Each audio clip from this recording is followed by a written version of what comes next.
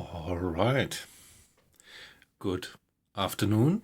Well, it's not quite afternoon around here, just 12:30. So, welcome for a little lunchtime stream. Well, maybe it's going to be a little bit more than just a little stream. Let's see how much time I can spend. Maybe we can do this for a few hours. Great to have you in. And what you see here is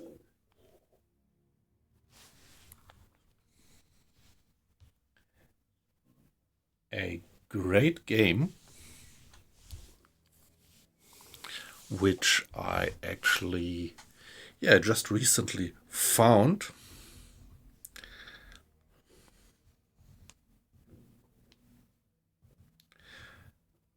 And it's called Xenonauts. This game is a remake, and the developers openly confess that it is a remake. So the elder guys amongst you might remember the 90s, early 90s title, which was UFO Enemy Unknown. And back then I loved that game. But, well, the graphics was really basic. The mechanics were great, but, well, I mean, back then it was, I think, 1994 was the publishing of Enemy Unknown, and it was a bit of a hardcore strategy and a turn-based combat game where you had to stop an alien invasion. I loved it. I played it through quite a few times. And so I was always thinking about streaming that again. But now, last week, I retried the game because I happened to get a version which runs on modern PCs. But the graphics was actually just, pretty low level. So, I mean, graphics is not the most important thing about a good game, but if you stream, you don't want to have early 90s standard. And so I was starting to look for other games, and you might see or have seen that in this week, I think it was Friday night, I did stream, oh no, it was Thursday night, I did stream XCOM 2. So there were XCOM and XCOM 2 games from, I think, something like 10 years ago. And that were also, well, not quite remakes, but they just picked up the topic from UFO Enemy Unknown, but much more arcade-like. So there was not so much kind of strategic depth behind it. And also the fights were simplified, let me put it like that. Great graphics, or nice graphics, and for sure, pretty lovable games, but not quite my type. And after I have streamed XCOM 2 2 nights ago, I made up my mind that this is not gonna be my favorite.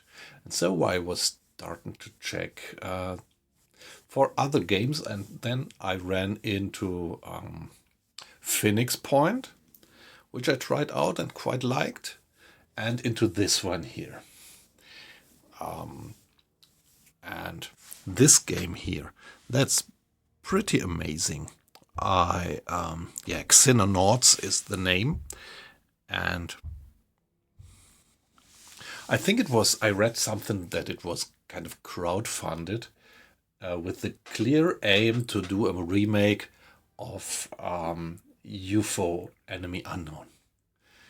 And I think they did a pretty good job. The strategic depth is not quite as deep as it was back then, but I think it's pretty okay. So I played 1 or 2 missions just test-wise, and I think I'm starting to fall in love with this game, and so I want to share it with you. Let's check whether this is a format which is streamable. I'm going to do this on Iron Man mode, which means that I won't do reloads. So if I fuck up a mission, I keep it like that. And yeah, if you know the concept of the game, you might well know what I'm talking about. If you don't know the game, you will see in a few minutes what it means. So you have some soldiers and you have to go for crash sites of UFOs, of aliens, and yeah, actually fight against aliens. And of course, that's, yeah, not of course, but particularly here in this game, this is pretty challenging, and we will have casualties. And I play it in a way that I won't reload when we have casualties. By the way, hey, weight loss, nice to have you in. Haven't seen you for a few days. Yeah, just great to have you. I'm doing a pretty unusual time of streaming for me. Sunday at lunchtime, but yeah, it's the opportunity. I have some time for my own here at home. The family's out, and so I think I could do maybe 2, maybe 3 hours of streaming. Pretty glad to have you with us.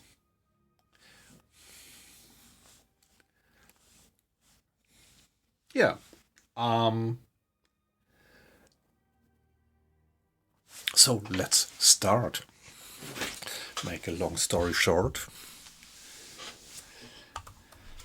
And let's go for a new game. Actually, I did install just 2 mods. One mod is about the personality of the soldiers. Well, it's just cosmetics, so I have a different variety and of the faces of the soldiers that we are gonna have, and some additional sounds during combat.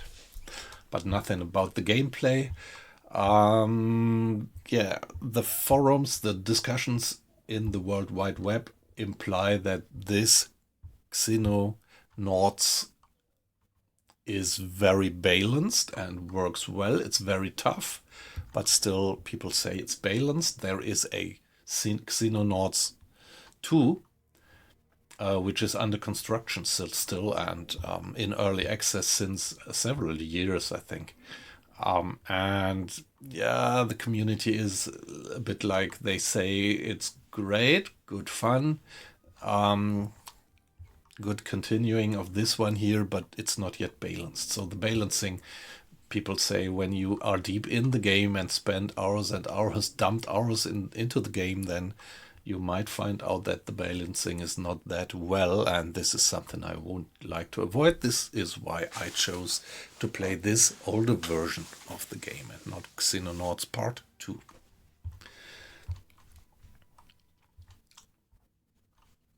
Here we go. New game.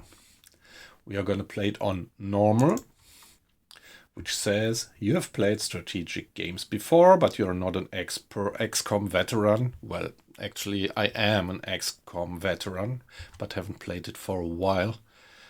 And as I'm going for Iron Man mode, I think to go for normal difficulty is reasonable. The game is a little more forgiving, and the aliens are somewhat less dangerous than usual. So if we would go for veteran, it would be choose this setting. If you have played similar games before, well, I have, the game will be difficult, the aliens are dangerous, and the invasion escalates quickly. So this is something that I don't want to have. I want to have a smooth and long playthrough through the game. There is, I think, a lot of research that you can do. And so I prefer a pace where the game doesn't escalate that quickly. So for this reason, and for the reason that we are doing hardcore Iron Man mode anyway, let's go for normal.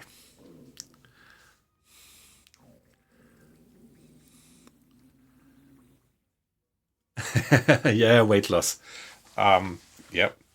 I'm curious. I mean, Iron mode might be pretty tough, so I'm a bit inspired by these guys who play U-boat on Iron Man mode, which I pretty much envy.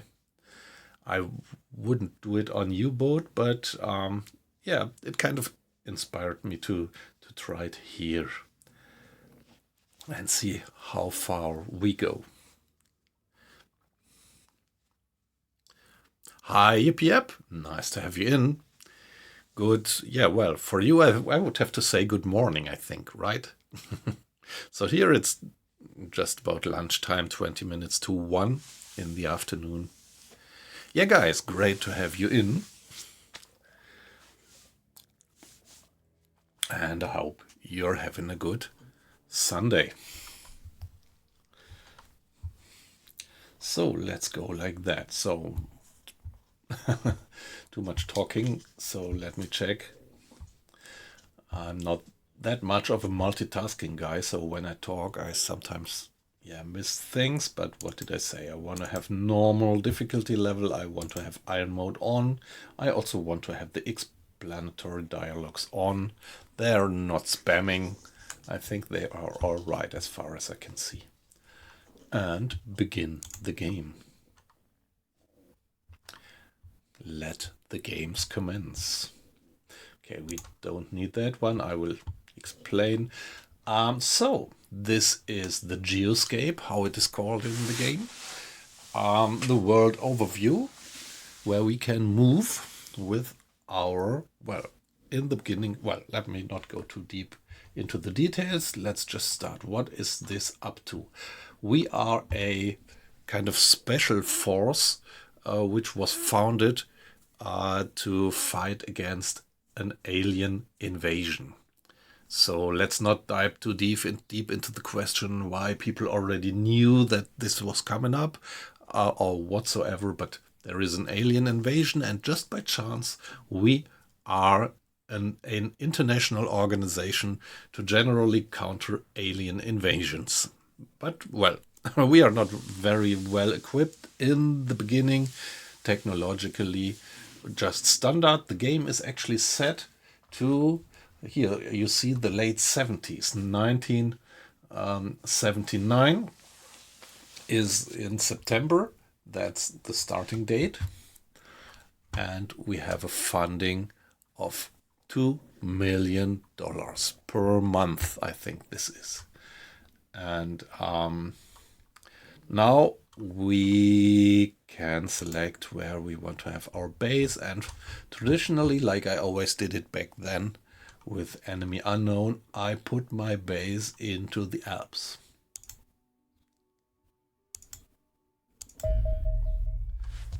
And call it like that, Alps. So you see, standard now is that the game is in slow pace and we can accelerate it. You can't actually stop it. You can only stop it by going into the configuration in the options, and then you can't do anything. So you have this very low progress, which is more or less real time or something.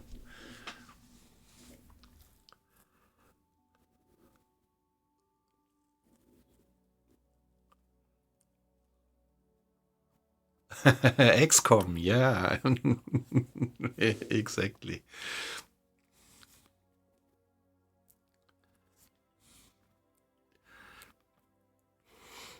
Um, and so now we have a base, and the base has already at the beginning of the game some equipment. This is where we start with. Obviously, it cost us 500,000 bucks to create the base.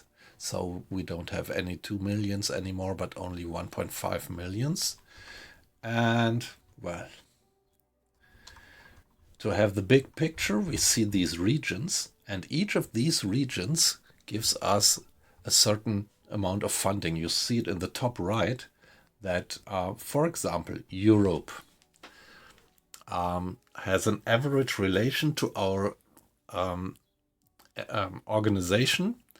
Funding level is 287,500 per month. The predicted change is 0, so at the moment they are so satisfied that they would give us the same money also in the next month, and they don't have any casualties yet in their population due to alien activity. And yeah, so we can also look for the Soviet Union, Indochina, Australia, South Africa, North Africa, Middle East, South America, Middle America, North America, and that's it, I think. That's um, the factions that are funding our organization here.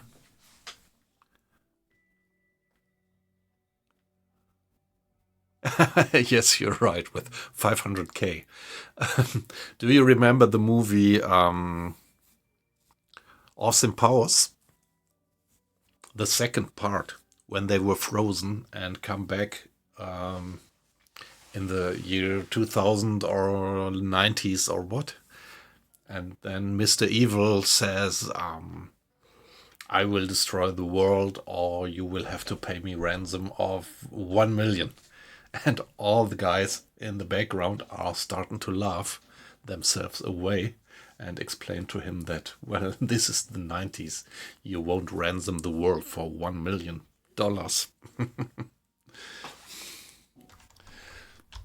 So that's it. I just watched the movie a few weeks ago once more. Now we have the base, and the base comes with some standard equipment. We have 3 hangars. One of them is unused, so there is potential for another plane. And we have 2 fighter aircraft or interceptors and 1 dropship. Then there is a laboratory where we can do research. There is, this one we need, the command center.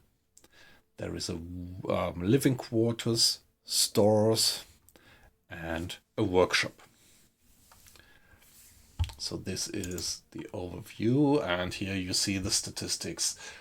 Personnel capacity is limited by the living quarters, so we could build another living quarters, and this would then double the amount of people. So now we have 35 capacity, and we could double it if we would build another living quarters. And at the moment in total we have 30 personnel on the base, 10 soldiers. Let me see, where is it? Here, 10 soldiers, 10 scientists, and 10 engineers.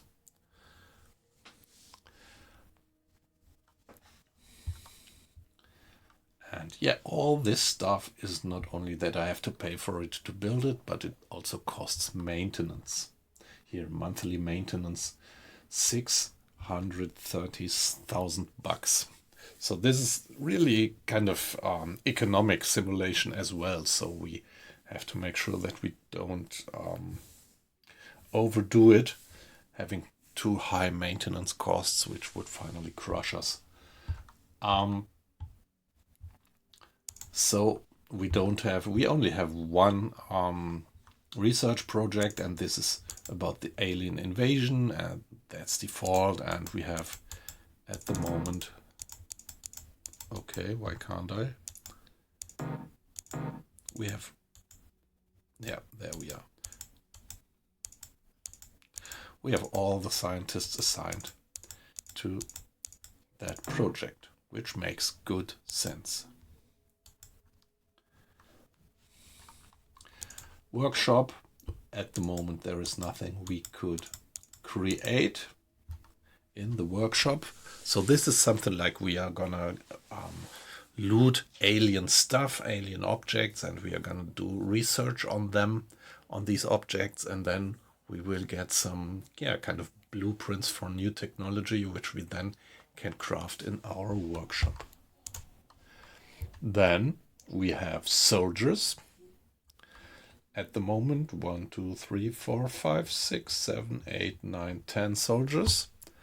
8 of them are assigned to our dropship, which is Charlie 1, and 2 are unassigned. And at the moment, I would like to keep it like that to have them as a backup. We could also hire soldiers, always possible, but it costs.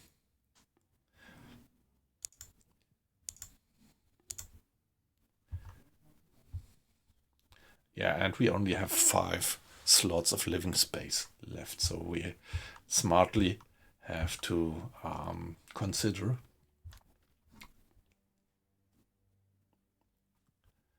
what to do next. Well, I have to admit that we don't get any information here about how much it would cost us to hire these guys. We will find out.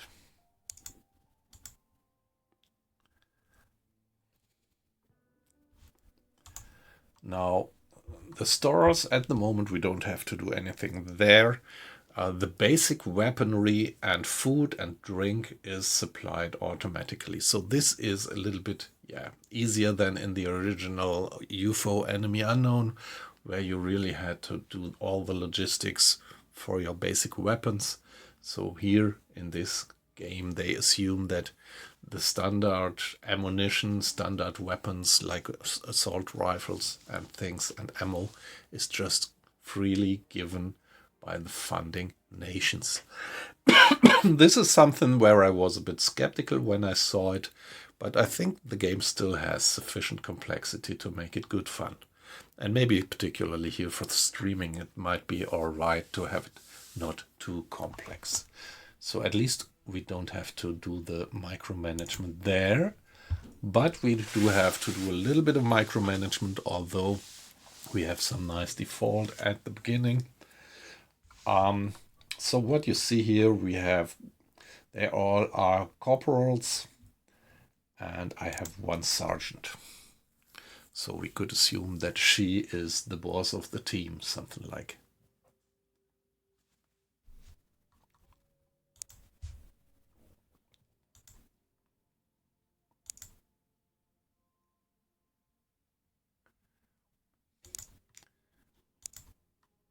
Yeah, the faces of the team, they are modded.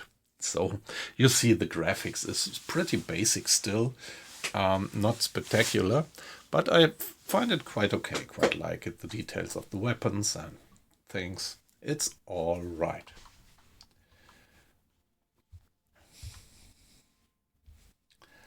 And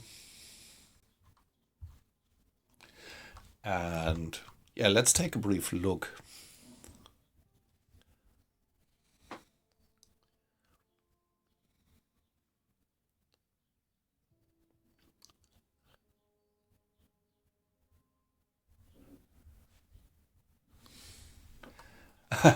Yeah, weight loss. S4 is this kind of the technical term for your logistics officer or something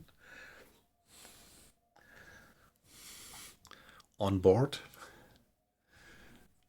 That would be my guess. Yeah, okay. Yeah. Yeah. The quartermaster would be the classical name for that one, right? In good old Age of Sail. Okay. So we can go through. Let's see. These guys have certain statistics. Time units is very important because this determines how far per turn they can actually run. Combat is going to be turn based, so it's a little bit like chess, but yeah, more fun, I would say. Although I like chess just as well. Health. This is how much damage they can take. Strength is how much they can carry. And if they carry more than their strength actually allows, then they would get slower. Or if lose time units, lose fields to go. Accuracy is how good they are in shooting. Reflex is something like evading gunshots. Or like when they are just hiding and suddenly an alien walks into sight, then the question is who shoots first, and the guy with the better reflexes then would shoot first actually. And bravery, this is important because the team gets quite stressed during the missions, and well, depending on the bravery, sooner or later people might panic, and the brave don't panic, or it takes longer to make them panic. That's it. So 0 mission, 0 kills, beautiful. And so this is individual for each of the guys. And what you also see is that they have certain specialties. So Corporal Elise Larsen, She's an assault guy. So she's having a shotgun. And here, primary weapon, secondary weapon. That just means, it doesn't mean she is carrying two shotguns, but she needs both hands to hold the shotgun. And yeah, here she has spare ammo on the belt and 2 hand grenades, 2 flashbangs and 2 smoke grenades, and 1 medkit in the backpack. So this is the standard equipment for the assault guy. Now sniper with the sniper rifle, the respective ammo, a bit less artillery to throw, ordnance.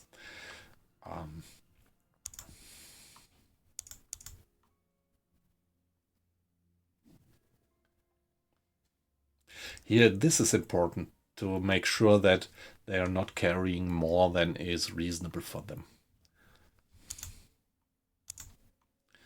So another assault guy with the shotgun. Corporal Sarah Garcia. She's just a rifleman or riflewoman in this case, and she's carrying a classical assault rifle with ammo and the grenades. Sergeant, so she's the sergeant, highest ranking soldier at the moment. Jennifer White, she's heavy weapons expert, so she's carrying a machine gun and the respective ammunition. Maybe I would like to give her, let me see, equipment wise, maybe also a grenade. She can carry it. Let's give her 2 more grenades like that. She can still carry that. Corporal Lauren Hill. Miss Lauren Hill.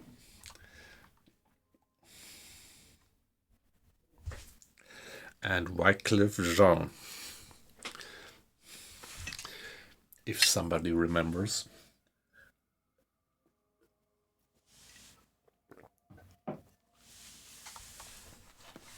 So maybe that's an homage towards the times back then. I think it was the 90s, right? Just like the original UFO Enemy Unknown game. She's another rifleman or woman. Corporal Philip Vesely, another rifleman.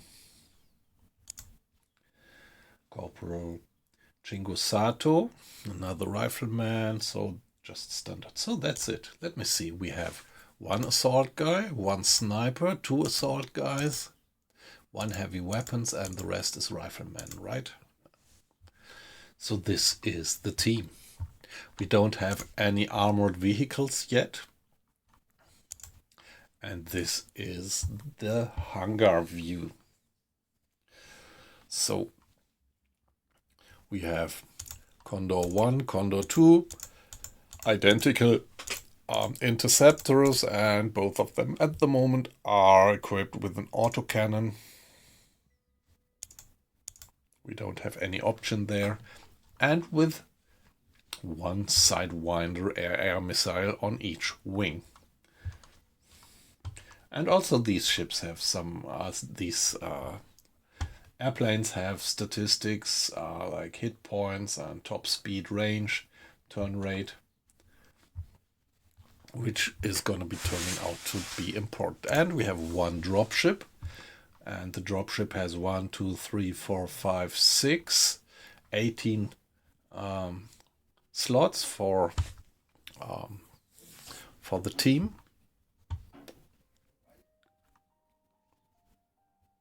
Okay, for some reason, Mr. Chingo Sato has no picture here, however. And at the moment we have 1, 2, 3, 4, 5, 6, 7, 8 guys in the dropship already to man the dropship when shit hits the fan. That's it so far. Let's get back to the geoscape. And yeah, usually I would do a thorough save right now, but we are playing Iron Man. So, no saving. Let's get going.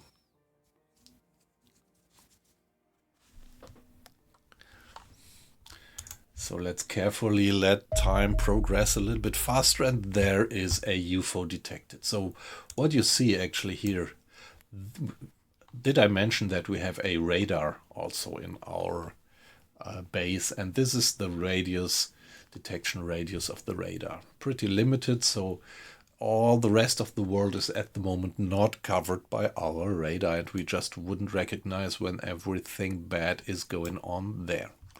So a UFO is detected there.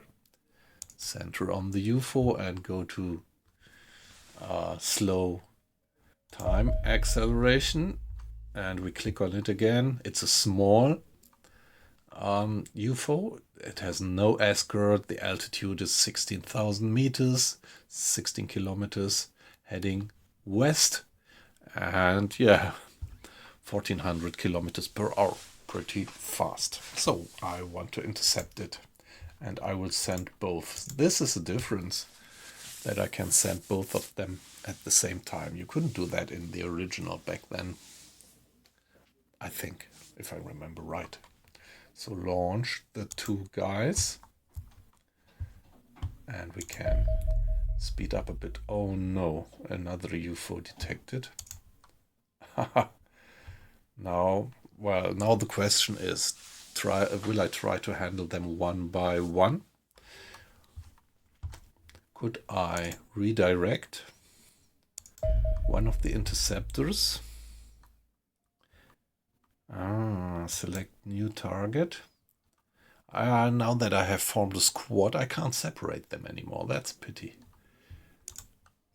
But what's their course? North.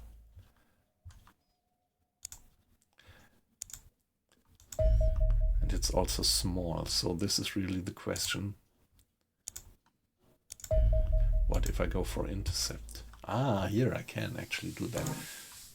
Now I can't choose them because they are already on the way, and it doesn't make much sense to intercept it with the dropship.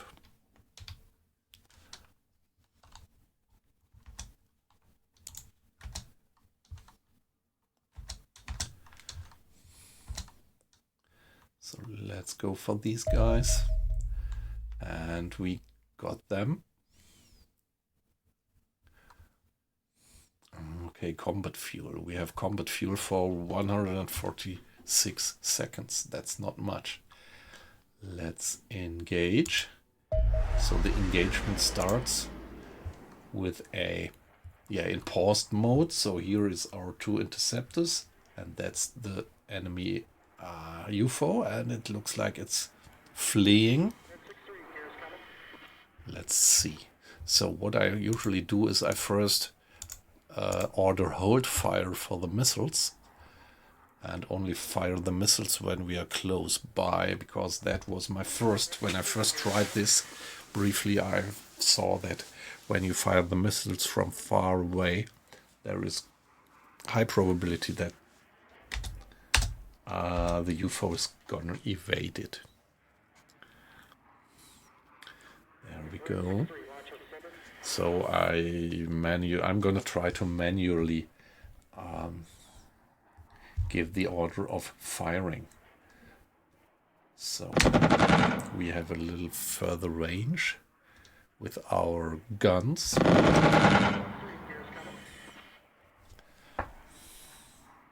What about the sound, by the way?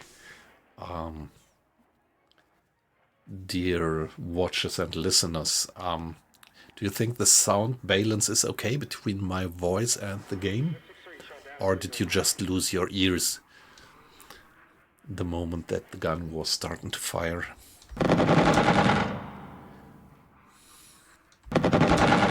So firing, and now we are entering the weapons range of the UFO. So now it's gonna fire. And you see Condor 1 took a little hit. Okay, alright, thanks very much for the feedback. I'm not quite sure if we could actually see The damage level. Ah, okay, it's pretty small. Probably you can't see it in the stream. Maybe you can. The damage level is 60% already. Game going up. And now both of them, of my interceptors, are slightly damaged. But I think they're good.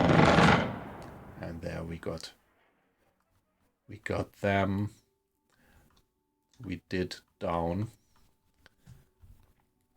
the UFO. So can we intercept? No, they first have to go back to the base for refueling.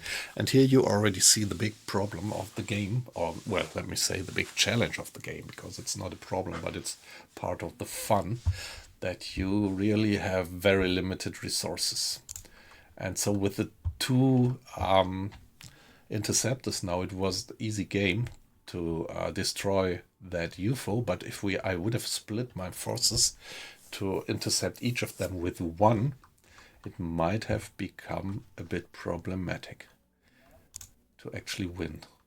So now let's go for crash site 1 and intercept it with Charlie 1. That's our dropship.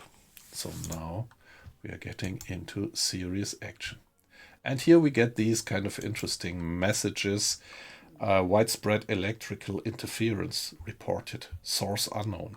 So these kind of effects are, maybe created by this UFO here, which we didn't shoot down.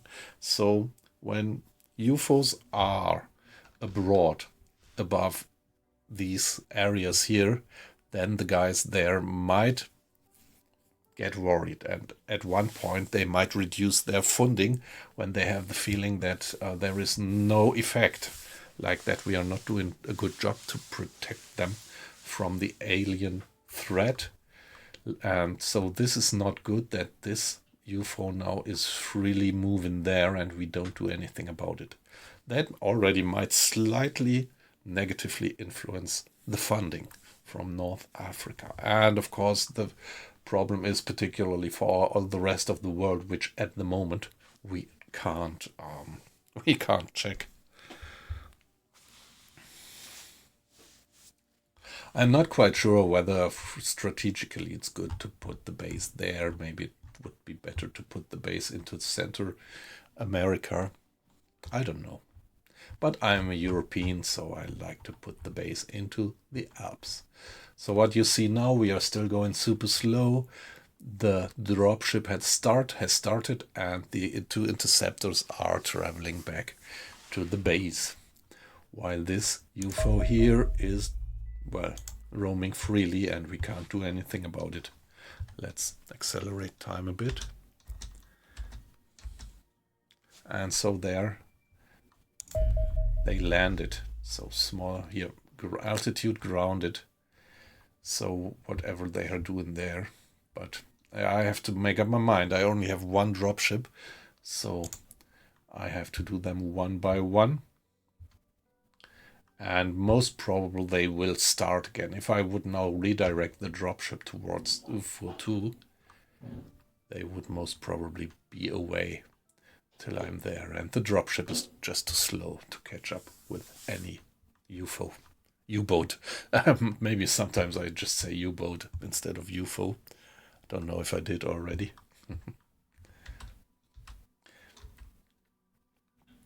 Okay, and now they are refueling. We can check that. Here, refueling is pretty fast, but you see that both of them took quite a bit of damage, and this will take a while. This will really take a while. So I will have to do a difficult decision. I could send the two interceptors out with their remaining damage when they are not fully repaired. I think I can do that. But yeah, question is if I want to do that. Let's see. I think we are going to get a status message when they are readily repaired.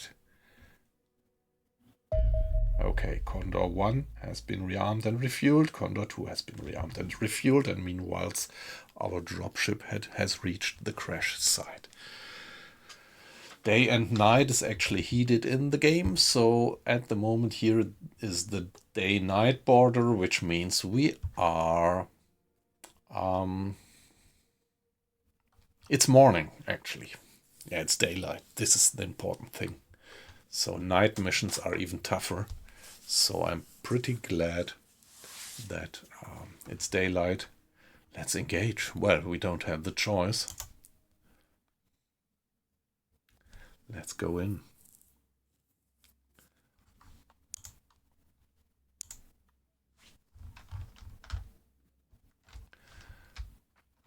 Oh, nice. See, the buildings and everything. Yeah, that looks pretty African or Middle East. Nice. So now it's gonna be tough. And now death is death. So we can click on the soldiers and then move them and click on like this. So now we get the information. If I decide to let that soldier move onto that tile, then he will have 54 movement points left. And here we see like, yeah, she is carrying the shotgun. So if she does a snapshot, she needs 17. If she wants to do a normal shot, she needs 24 time units. So going there would leave her still being able to do a normal shot. You could even do it like this and mark it. So now part of the movement is blocked and the game would not let her move further than that she still has sufficient movement points left to fire the rifle. But I really don't do that, but just keep it in mind by myself. So that's of course critical, because it could be that just around here is an alien and it's just opening fire. So yeah, and this is what I love about the game, that you have this tactical view, the fog of war.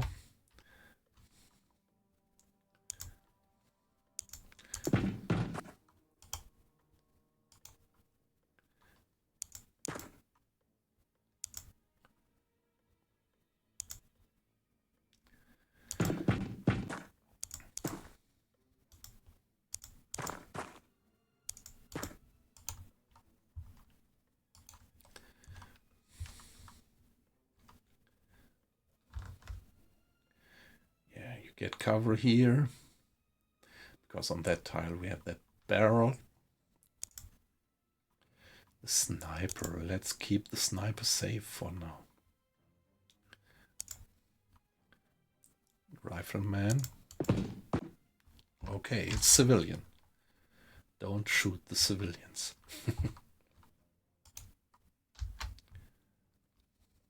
So let's have him step a little bit further, and now she's almost out of movement points, so let her crouch down, which would reduce probability of being hit.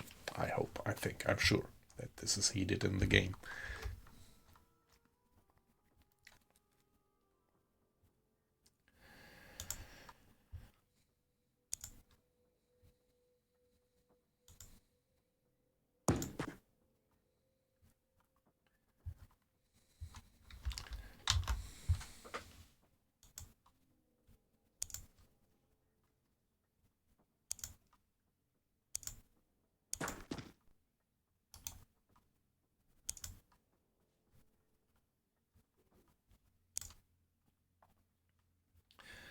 Now the ordinary rifleman, let him be positioned there.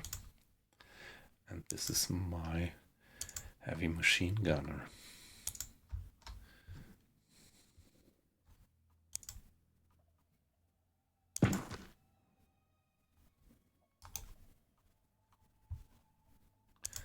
Let's put the heavy machine gunner here.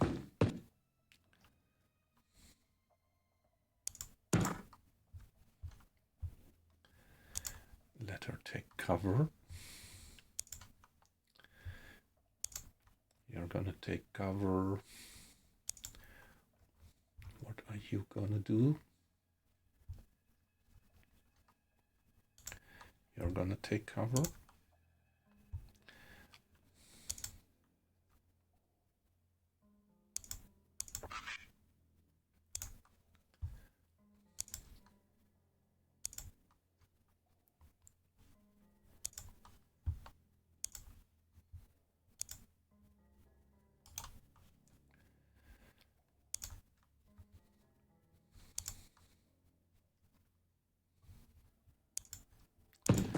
Yeah, I just want to make sure that our sniper doesn't get into a crossfire.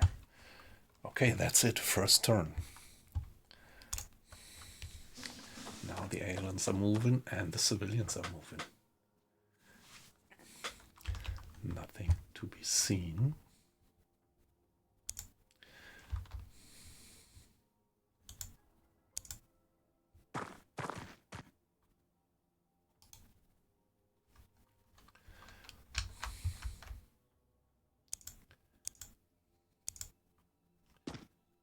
Yeah, it always takes a little bit of some time units to get up and get down.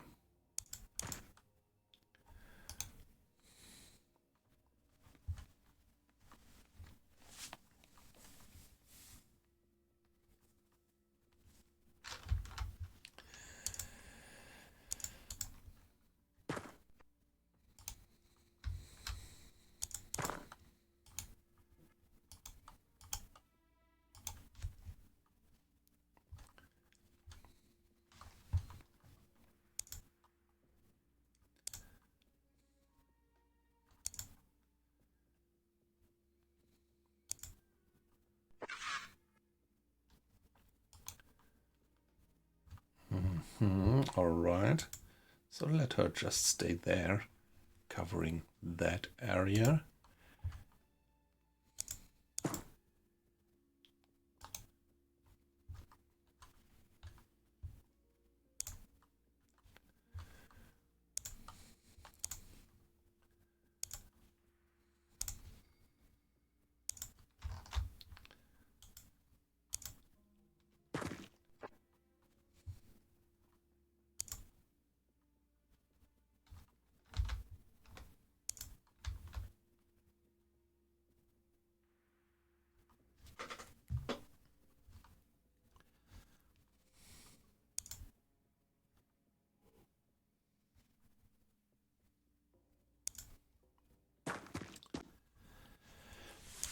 Yeah, careful, step by step. That scared me, but it was just a civilian. Shotgun.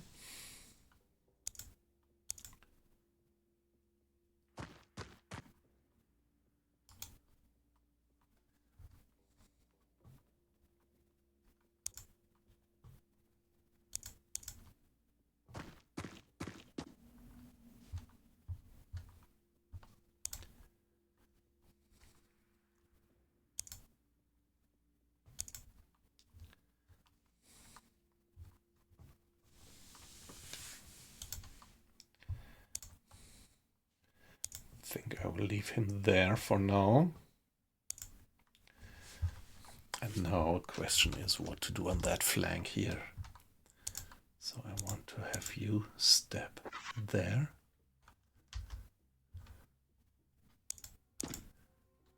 That's all right.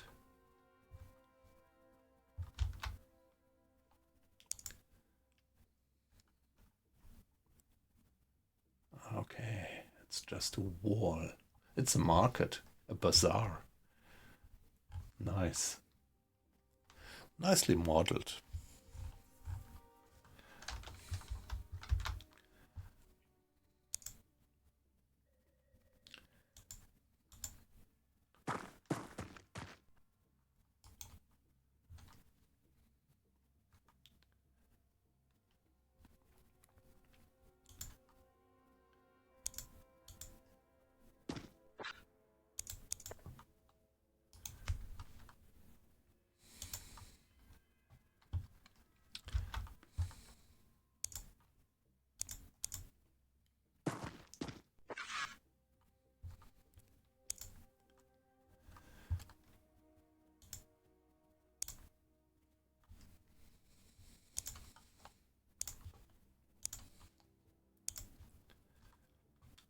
And okay, what about you? The sniper would be a good sniper position. Would be good to acquire higher ground.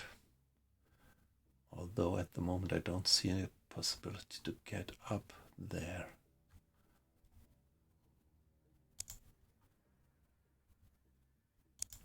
Obviously not.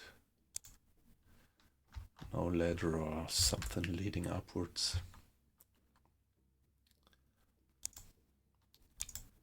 Let's put the guy here. Or yeah, let's keep him here to give some backup if something ugly might come from that side. That's it. End of turn. What's gonna happen?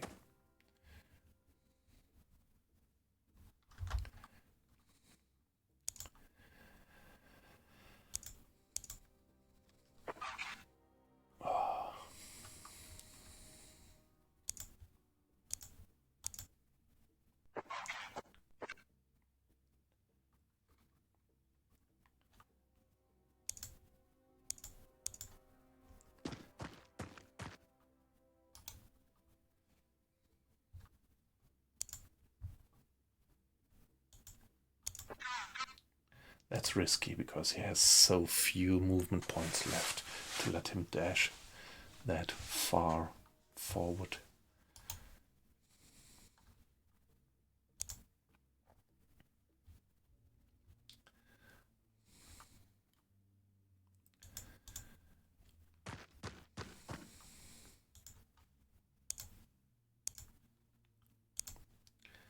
Yeah, that's a bit risky what I'm doing here. Well, everything what I do is pretty risky.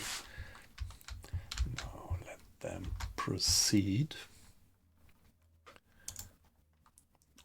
One of my riflemen.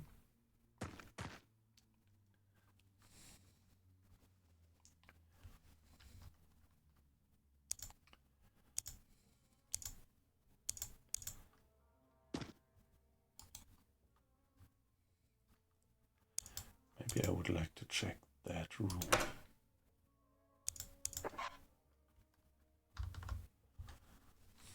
Alright, nothing there. That's good.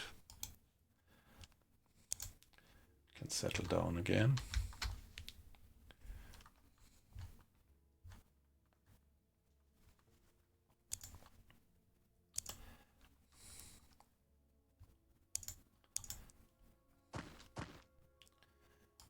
And moving on.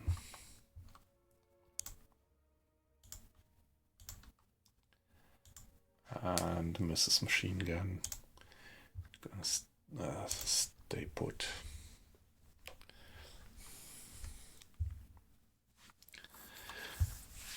Yeah, at the moment everything seems pretty quiet, but the problem is just the moment that one alien comes around the corner, he's gonna have some ugly weapons probably, and so the guys will be dead pretty quickly. If I don't keep my forces focused. Okay, that was fire, so there were aliens firing on civilians. That's the problem. When the aliens kill civilians, this will reduce my rating.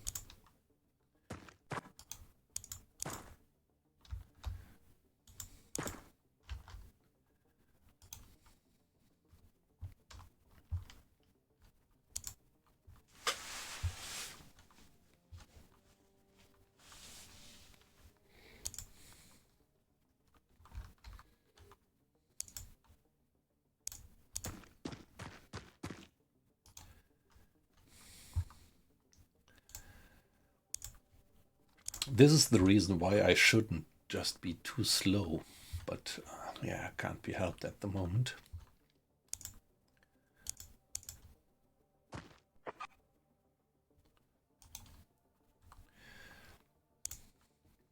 Safety first, of my safety, of my personal first.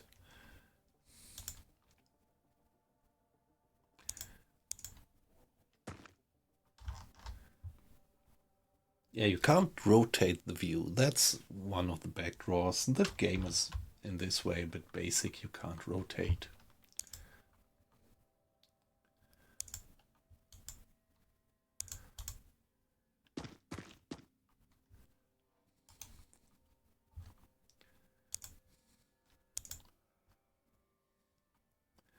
Okay. Maybe that's a bit risky to go there, but let's just do it. I have to push it forward.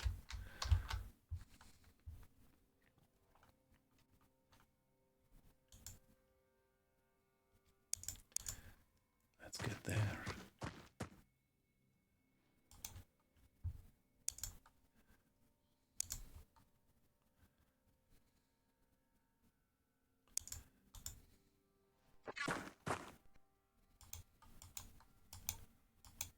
Okay.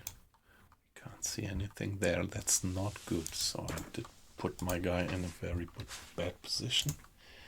Here we are.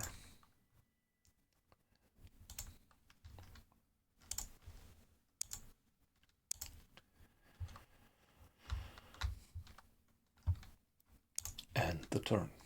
Oh, fuck. Oh. That looks like... That guy is an abducted civilian. That guy pretty much looks like a civilian.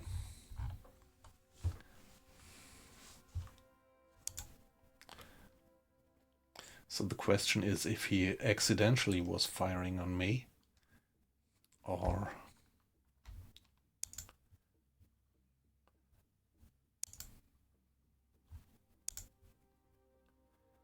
Okay, this guy is friendly. It's a civilian. It's marked green. And so by this it should be clear this guy is marked also green. I don't know. Unclear. Pretty unclear. But the guy fired on me. So I don't know if this is kind of heated in the game that there might be mistakes and that the guy is scared and fired on me because of that, or if it's pretty clear that he is kind of taken by the enemy. Do I have a clear line of fire? No, I haven't.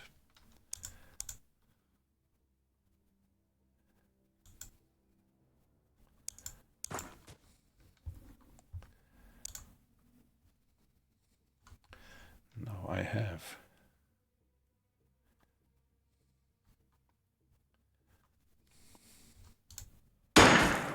Okay, that was a miss. Let's see how far we can still retreat.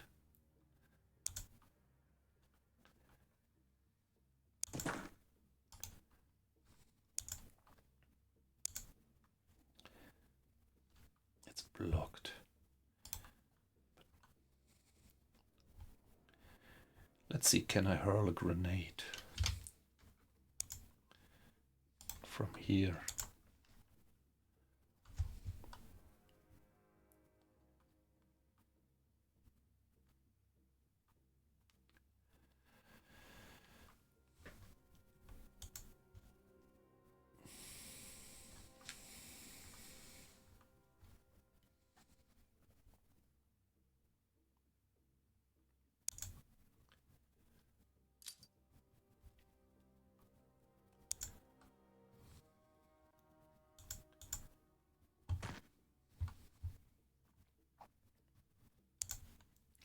Can't get a shot, it's blocked.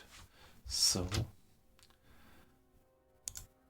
let's play safe and do it like that. So if the guy comes around the corner, I can give him a shot.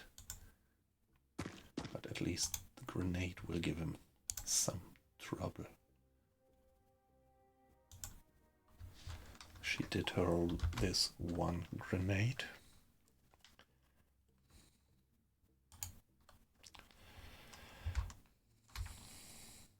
This guy is gonna go there.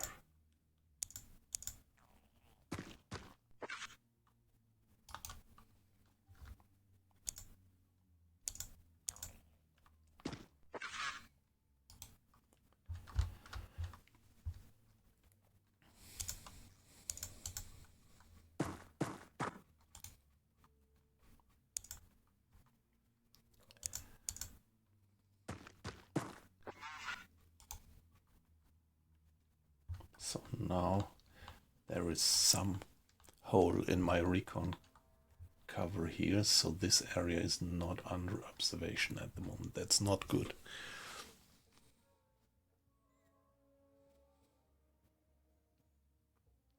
I don't know yet. We will see. I'm playing this one for the very first time, so I have no idea which kind of units we are gonna encounter. Let's just hope that this guy is not giving me... Corporal Schubert, she was hit already heavily. I do have time units left. Could I actually...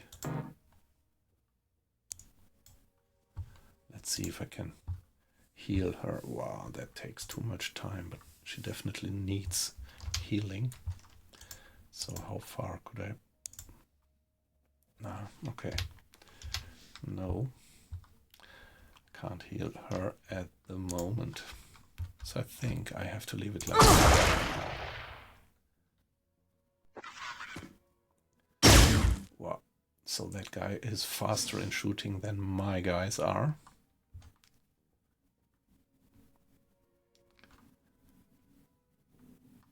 What's happening?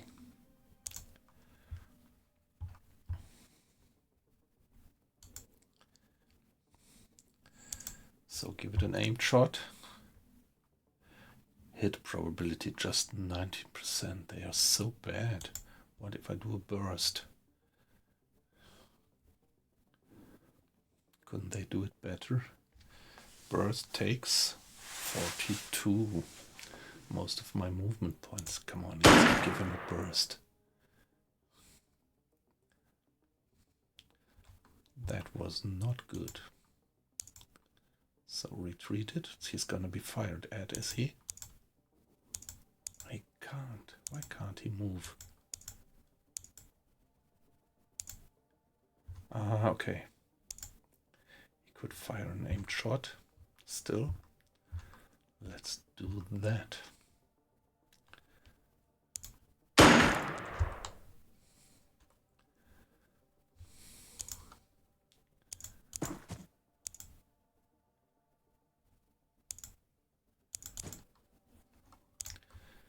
Fire.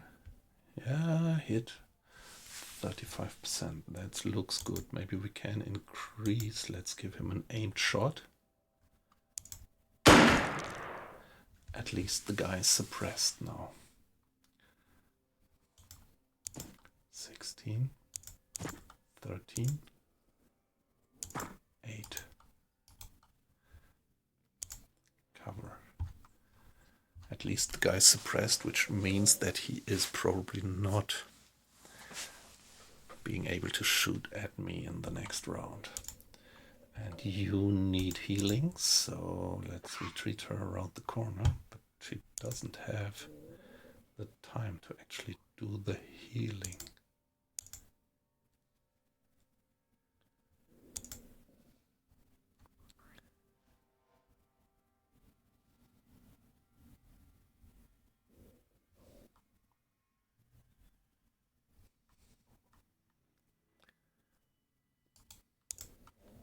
Okay, I can do the healing. Obviously, very good.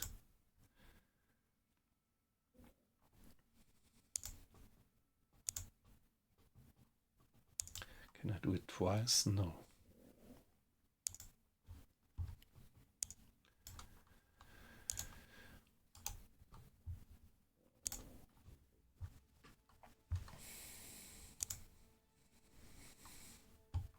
She could still do a snapshot. But maybe it would be more advisable to just turn around the corner and get some cover. What about you? She's hit. She's bleeding. Wonder if it would make sense to hurl another grenade at the guy.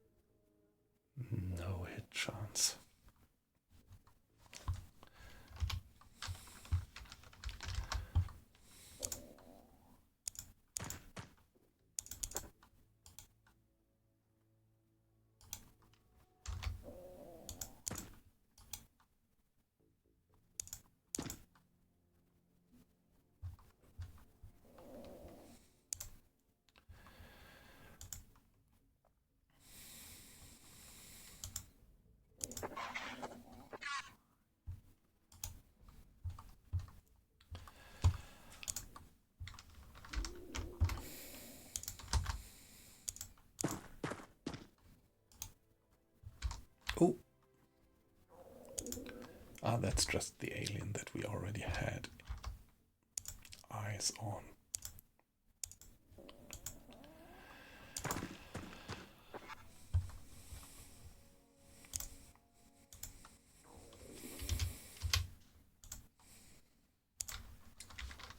Oh, this is gonna be risky around here. Let's see what the grenade is gonna do to the guy. Turn. And the guy's still alive.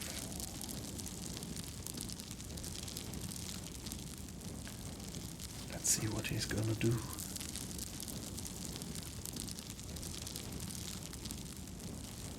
Nothing, obviously.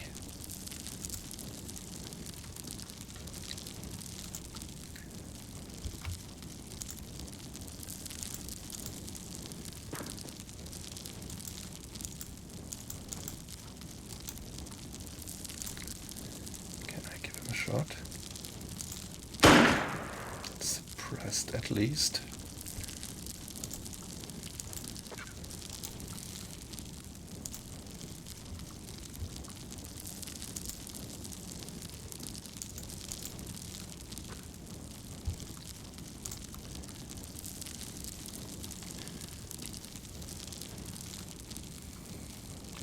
Can't really see the guy there. If I do an aim shot, seems to be not giving me higher hit probability. This is something I don't quite get. What if I do burst?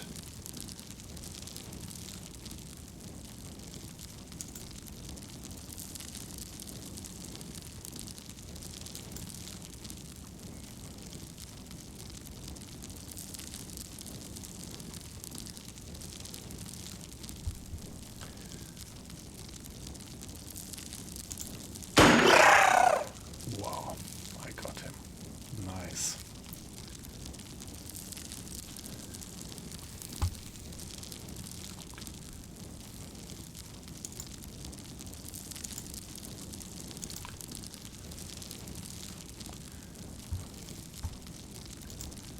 No, she needs some healing. She's gonna heal herself. There we are. And bleeding stops. That's alright. Could she give another healing to herself? Nope. Not that round. So get the gun back to your hands. So we killed one alien, which looked a bit like he was an abducted civilian. That's a bit unclear.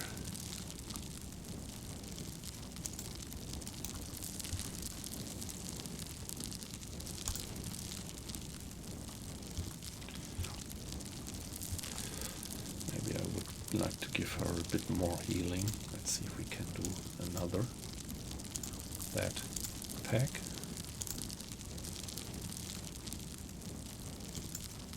Nope.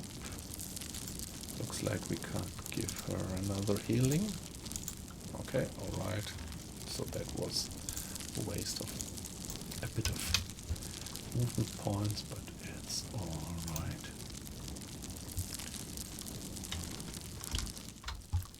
So what about you guys?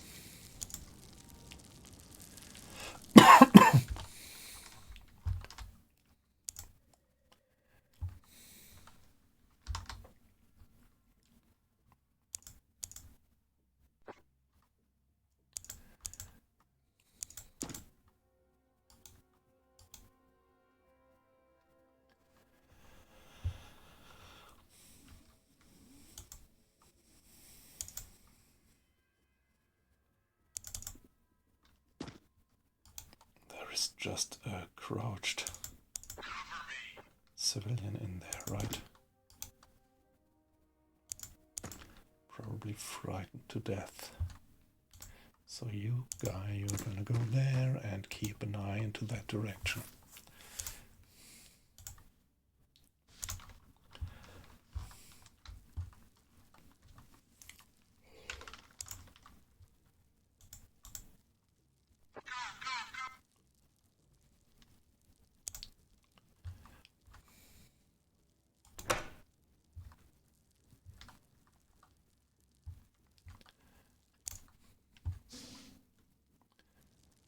So, looks like there are more aliens actually.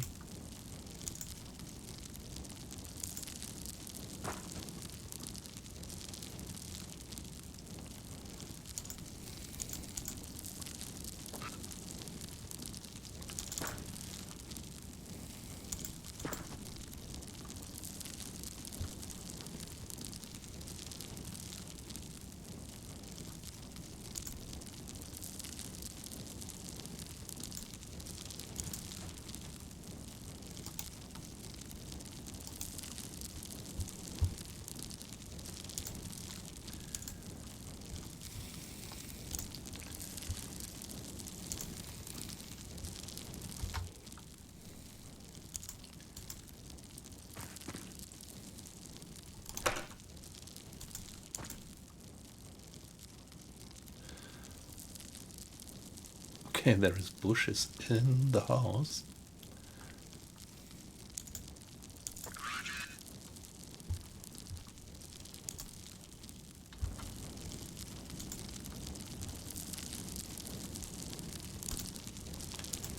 Yep, you're gonna go there.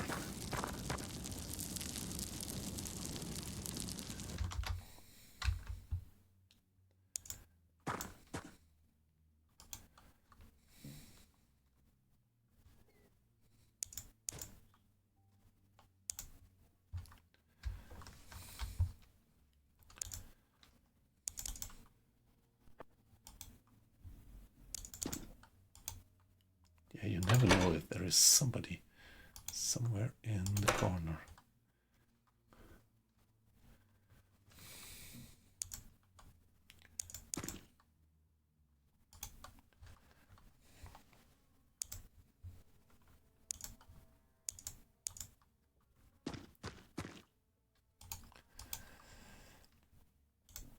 And here we are. Next round.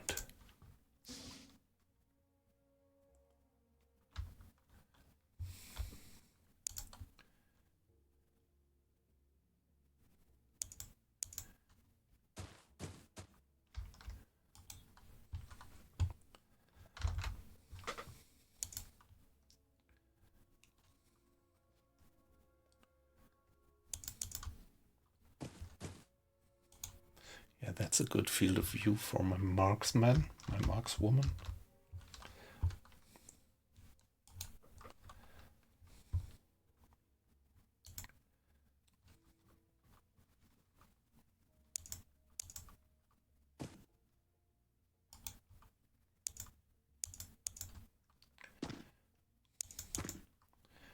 Okay, take a look through the window.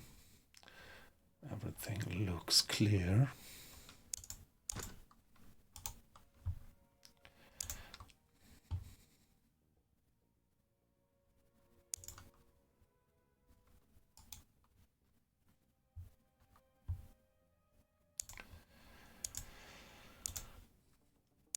Yeah, when they are crouched, I think it's definitely reduced probability of being hit.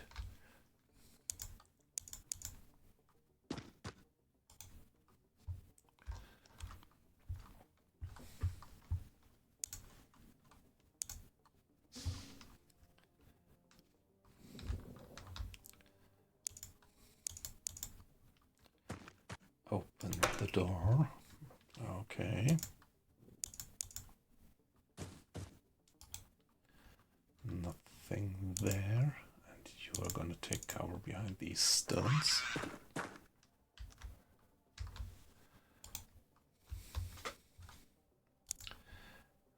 Our marksman. Get us there.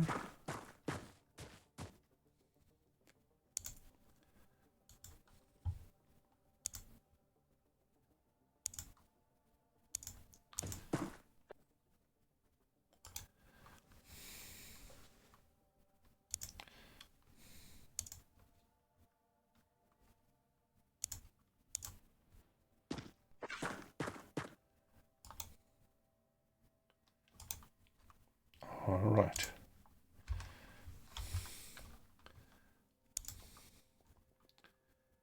Some movement points left. crouch. And these guys are just gonna wait it out until these are catching up, so that we form a nice line to step forward. And I wouldn't like to cross this open field here, so it's better to progress here at the moment. That's my gut feeling. And the turn. Yeah, you always have to make sure that you clear every room, even behind doors.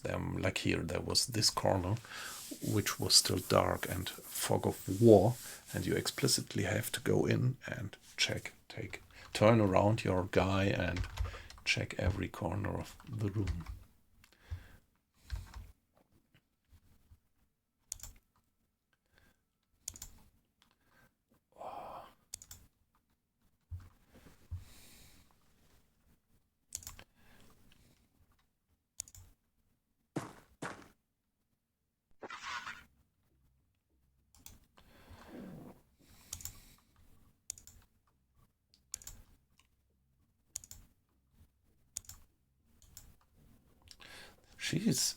He is so slow. He just has 48 movement points. Yeah. So that assault guy, he's just so slow.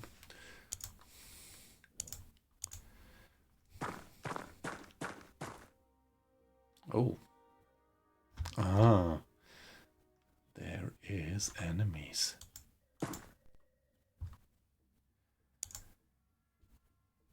All right, so now we have eyes on a second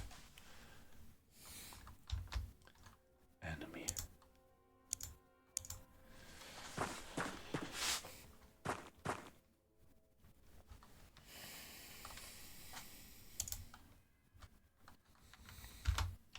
Yeah, it would be nice if I could make the marksman get eyes on that one.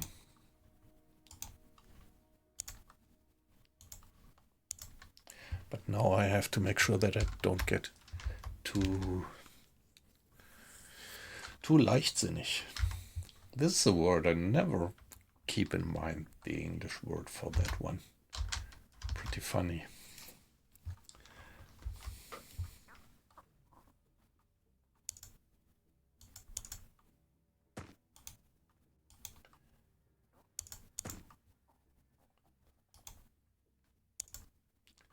He's turning his back towards me, so might be all right.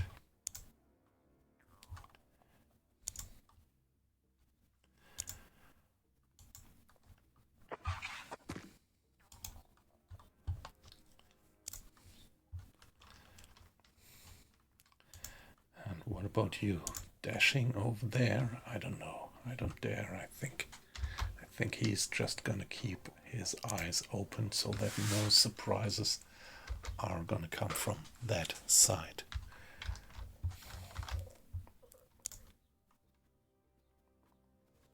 So, here we are.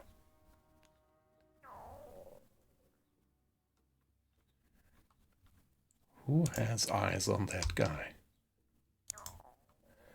Okay, yeah, that's nice. So if I click on that soldier, the symbol here turns red. If I click on that soldier, it's just orange, which means he doesn't have line of sight.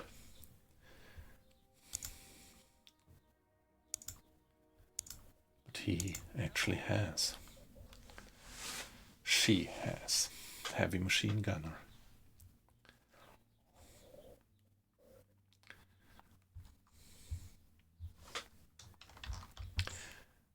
Yeah, now, should I could try to fire a burst. But the way is blocked. Still 11% of hit damage. Yeah, that's what the machine gun is for. Just blasting away. And the guy is suppressed. That's good.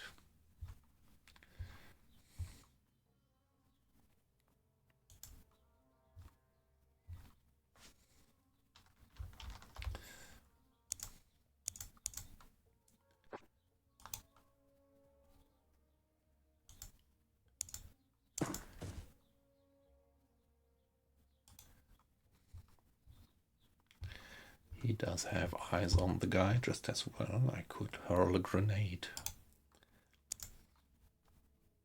Let's do that. It's pretty far. Probably. Let's see what he's gonna do.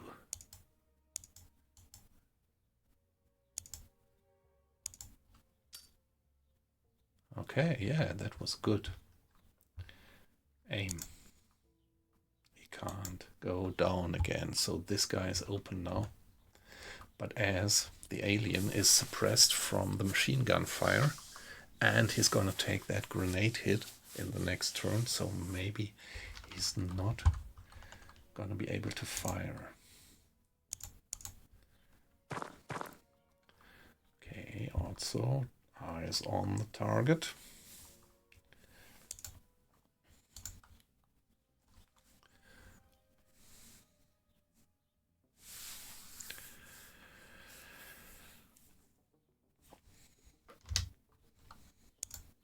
Not yet.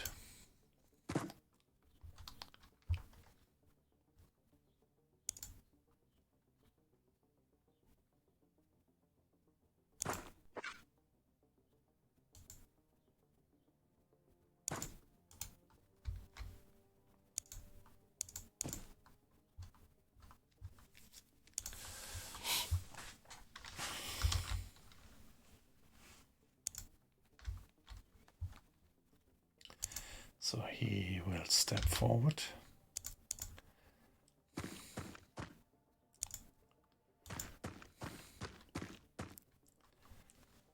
And I think that's it. What about my markswoman?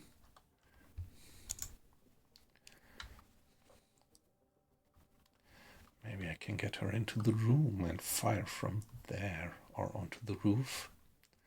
There is no ladders or something. Seems like there is no opportunity here to get onto the roof.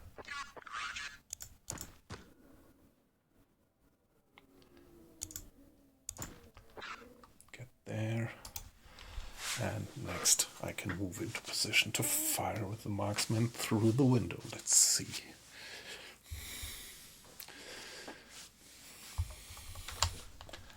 And it would be nice to get some information what's going on here.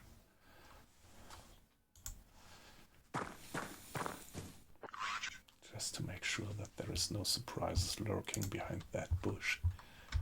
And this is definitely the damaged UFO that we shot down. Now, next. Okay. Did we kill him? Unclear, actually. Looks like there is a heap of gore on the floor.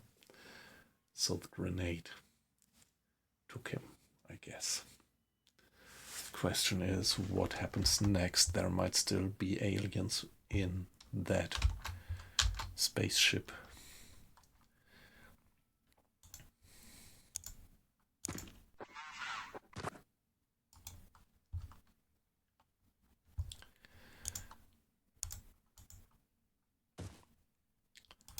Or in these buildings.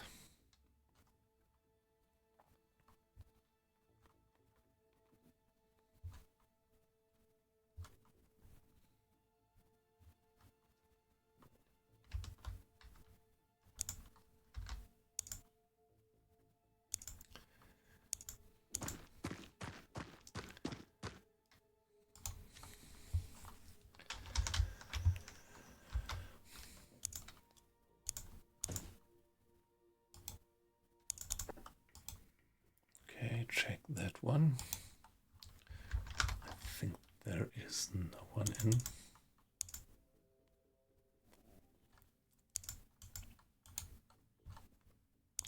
So his position is a bit risky now.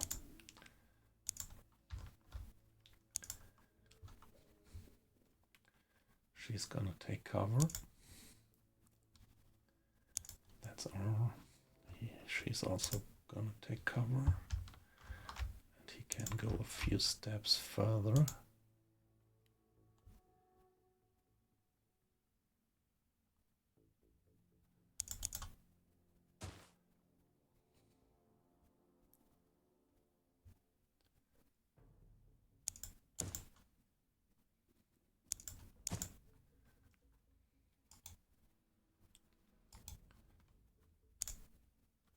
Let's just hope that there is no other alien lurking behind these trees.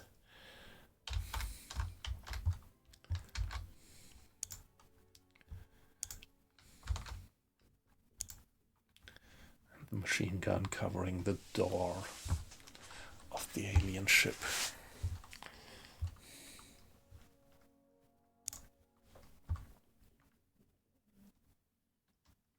Just nothing happening. Just wanted to be sure that there is no surprise lurking in the room.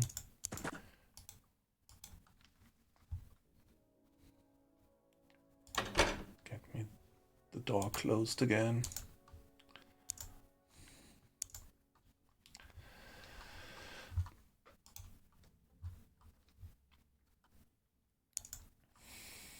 Marksman, rifleman.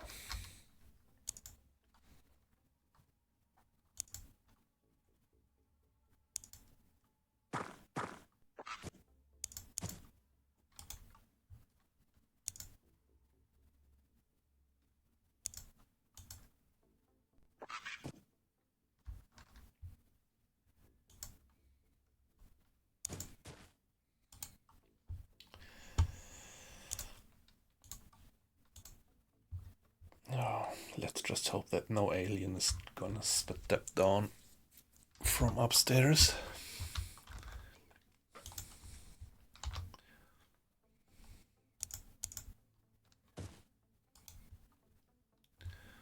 All right.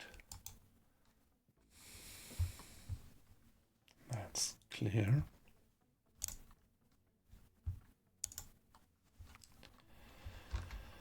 We can approach, maybe we can approach the alien ship from the back side, or maybe it's the front side, whatever. I would still like to cover, have eyes on that area.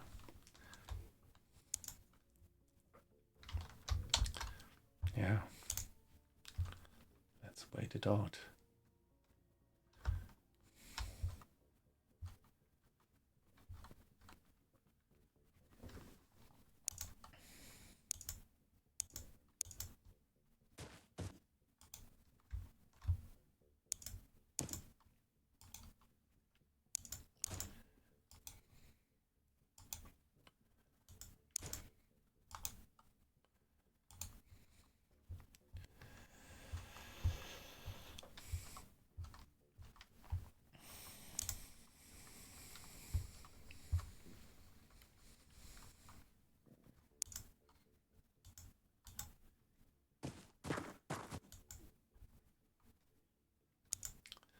Door is open, so there might be somebody up here. Let's be very careful.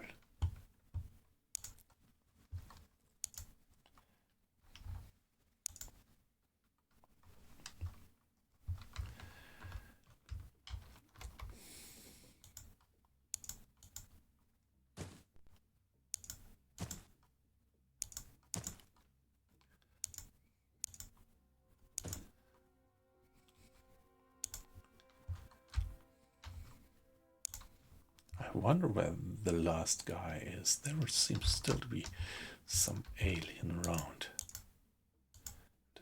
Just can't tell where.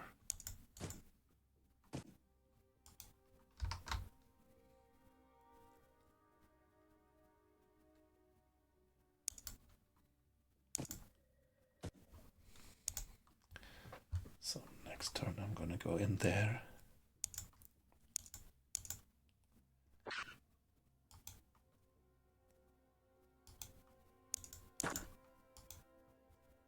There's a dead guy, a dead civilian. He was shot probably through the window, yeah. So, firing position. Any inventory on the floor? The gore is... okay, yeah.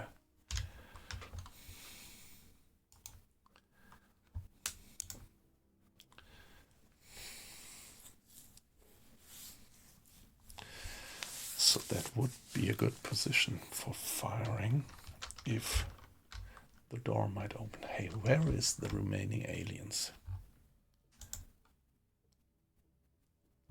In there, maybe. I didn't check it yet.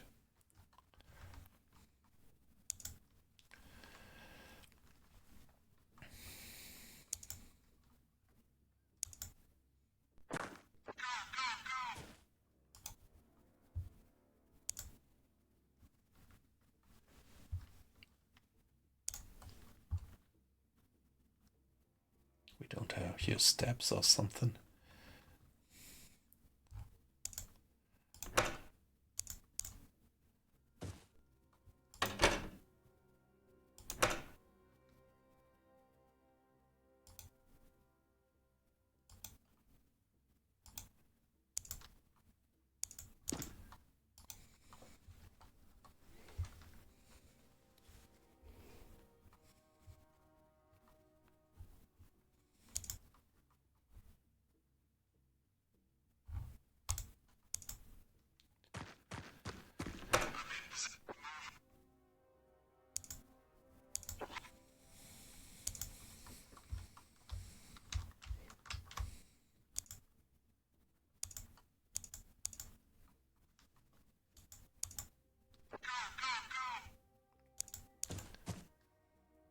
Might well be that there are guys behind the starship.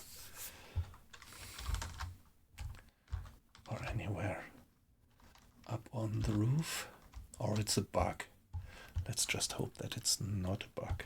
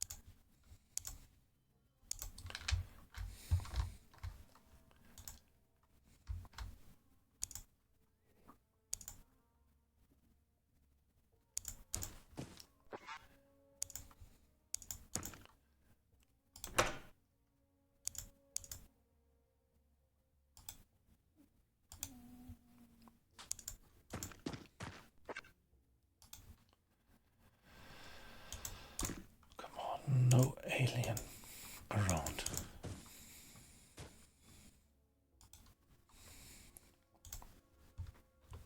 Maybe it's just hiding inside of its starship, and we have to really get it out.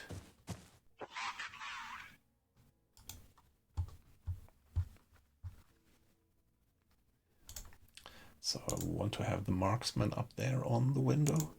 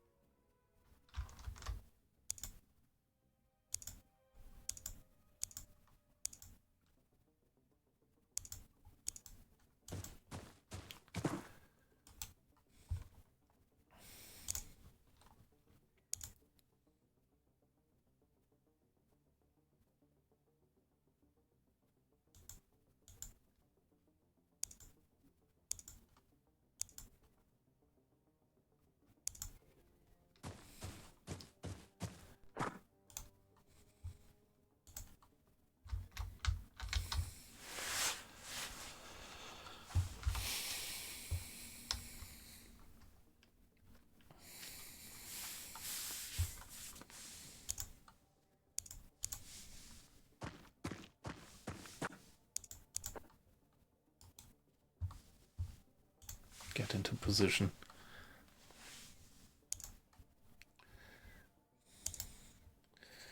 All right.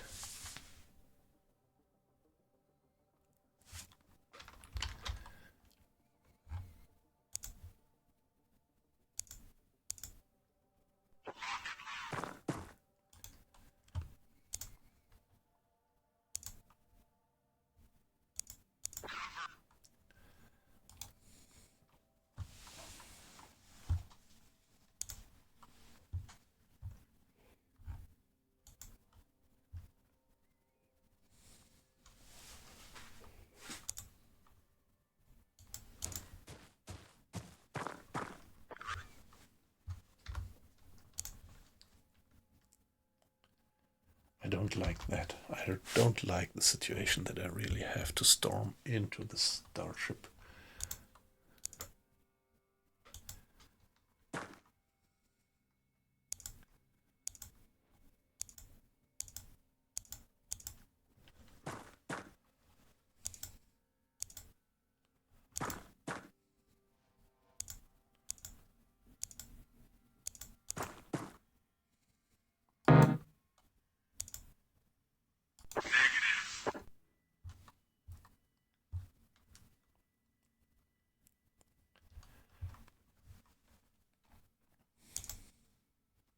Oh shit.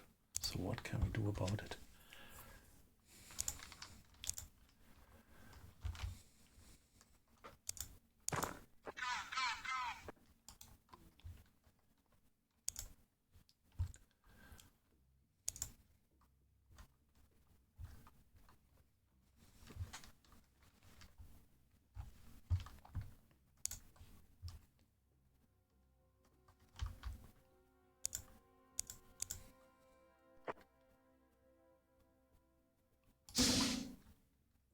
Okay. So let's see what our marksman can actually do. Maybe, okay, no eyesight. What about you?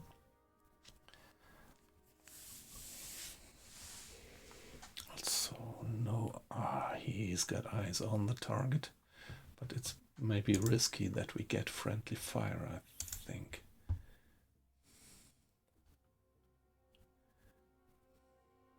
Let's see.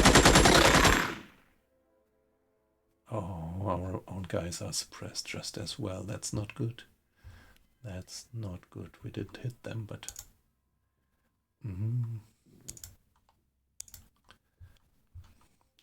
Wonder if I could hurl a grenade into there. What about you? Give me an aimed shot. Yes. Wow, wow, tough. But all right. So what's the situation? 2 guys were injured, so Corporal Larson and Corporal Schubert. 16 and 17 days to recover. The others are all right. And here, nice, you see what they get in additional experience.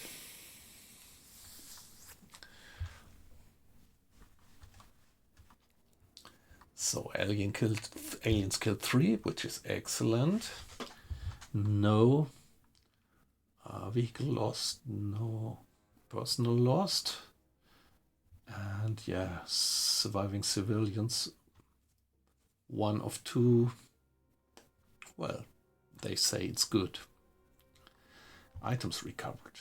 Light Scout Data Core, Alien Alloys, Sazen Guard Corps. Okay, so that was a Sazen Guard. Alien Plasma Pistol and Alien Plasma Rifle. That's the technologies, and in principle it's 2 alien alloys, which we have to collect probably to finally, yeah, craft new stuff with that. And yeah, 2 corpses were destroyed. Okay, there are also non-combatants. Interesting. Alien Plasma Battery and Alien Plasma Rifle. So we get money for that. Nice. But as long as we have not researched it, we can't use them probably, so we can just sell them as kind of artifacts and research at them.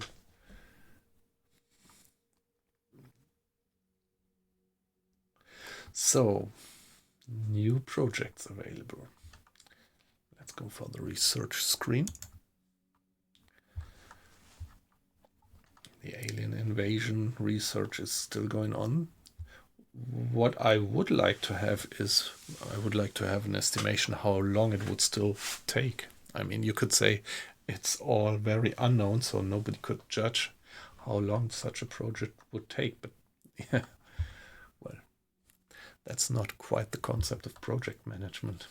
You need to make some whatsoever educated guess how long it would take, and yeah, okay. We don't get that here.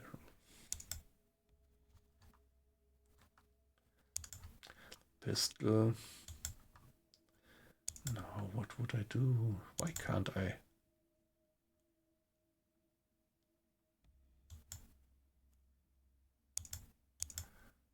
Okay, I don't know, maybe I can't research on these. Maybe they were too destroyed or something.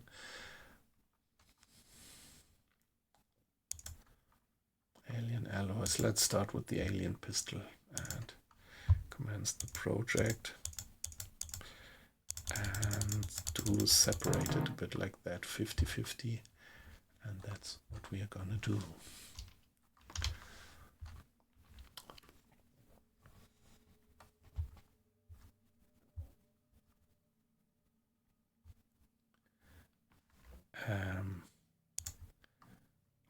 Yeah, okay. And Charlie 1 is returning back to the base. Yeah. We can let it select a new target, but that would be risky now. That would be really risky. We have 2 injured guys on board. That would be interesting. If we don't return to the base, are we re-ammoed and get the missing or used grenades back, or would we start then with reduced inventory, which would be realistic? No, I'm not going. I don't dare to go for that. UFO number 2.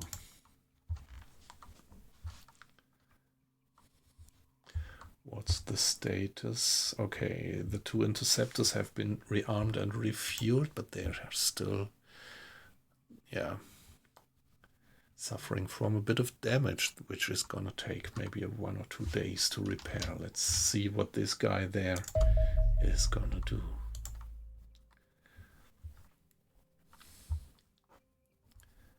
And I also wonder if I should hire 2 more soldiers.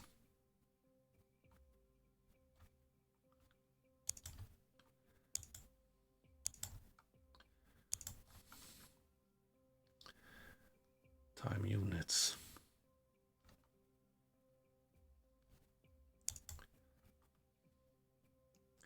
That guy looks pretty good.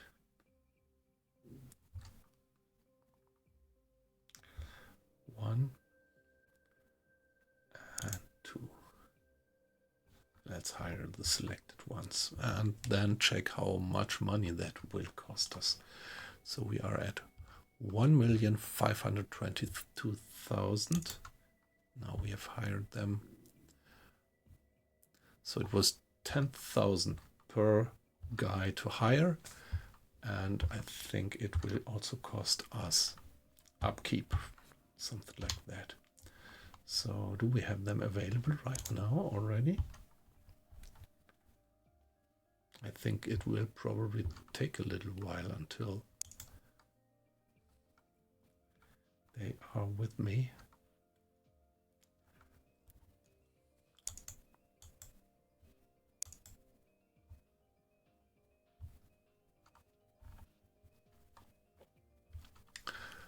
I don't see that they are on the way. That would be even more systematic if I could now see how many soldiers are on the way, but I think this is not available.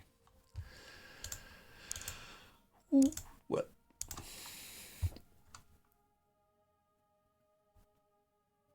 however, let's accelerate time a bit.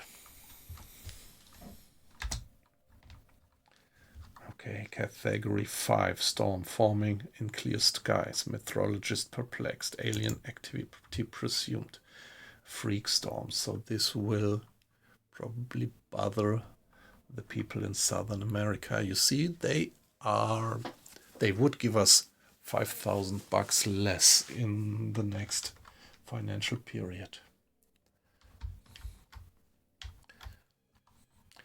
And North Africa is in plus because we shot down that UFO and inspected the site, but of course we would also get a debuff because of this UFO being undisturbedly doing things there.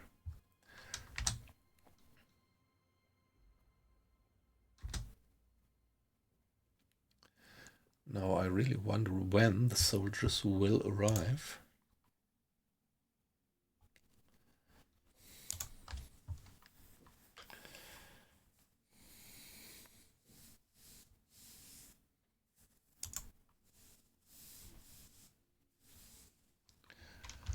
Let's see. And there we are back at the base. Let's check their status. And now I'm curious whether they are re-ammuing. Let's see. Captain Larson, yeah, reduced health. Corporal Larson, sorry.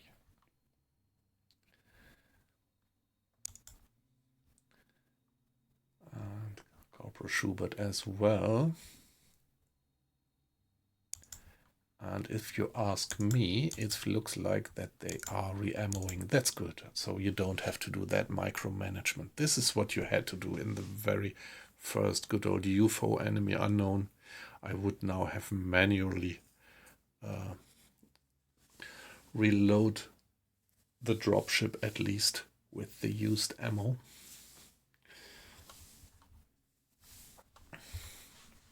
From the last mission, and this seems like we don't have to do it.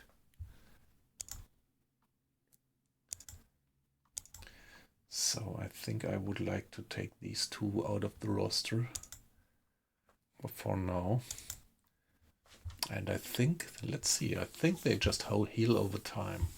That's what I read. We do have a sick bay and we do have living quarters. Do we have a sick bay?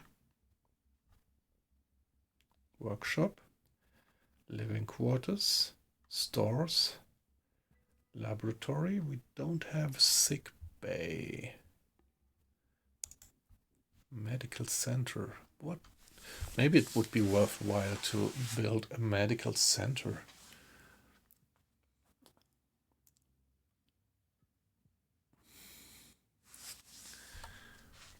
So my guess is that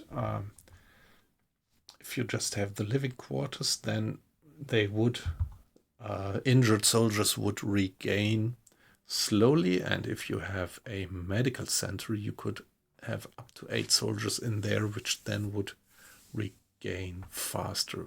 But that's just guesswork. Never heard about that. But so it costs 50,000 bucks, but the upkeep will be 11,000 per month. But still, I think it's well invested money. So, where to put it?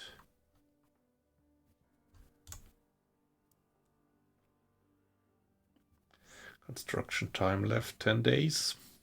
Okay. Upkeep 12,500. Okay, and here they say 11,250. However, I think it's good to have, and now I would like to take you and you into the roster, and that's, I can't see the injured level here.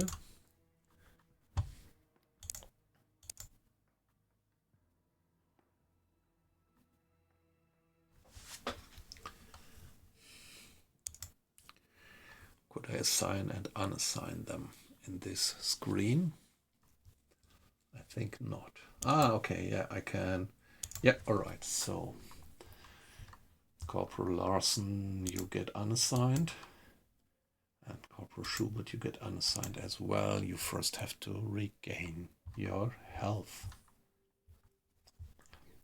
And here we have... Okay, that's a bit weird. Why is it set unassigned 3?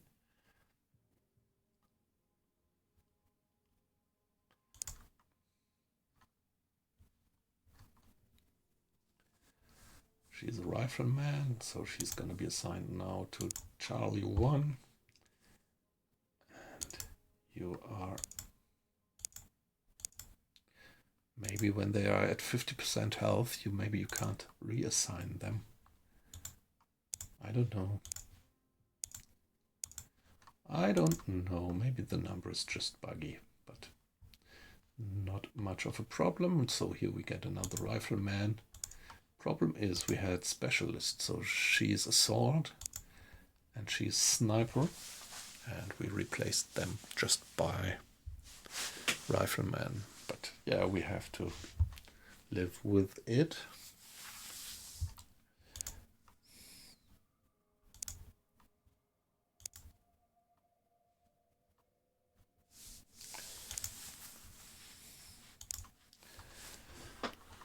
So let's check. Sarah Garcia.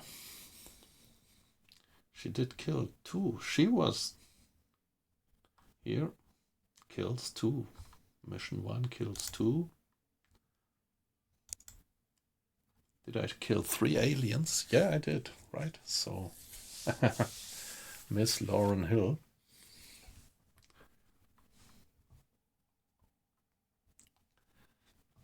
Did kill the other guy. Nice.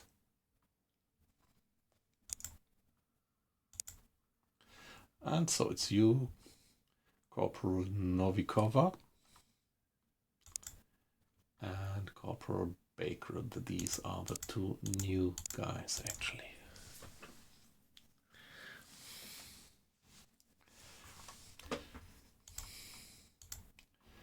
So, Garcia, good job. Hill, good job. Very nice.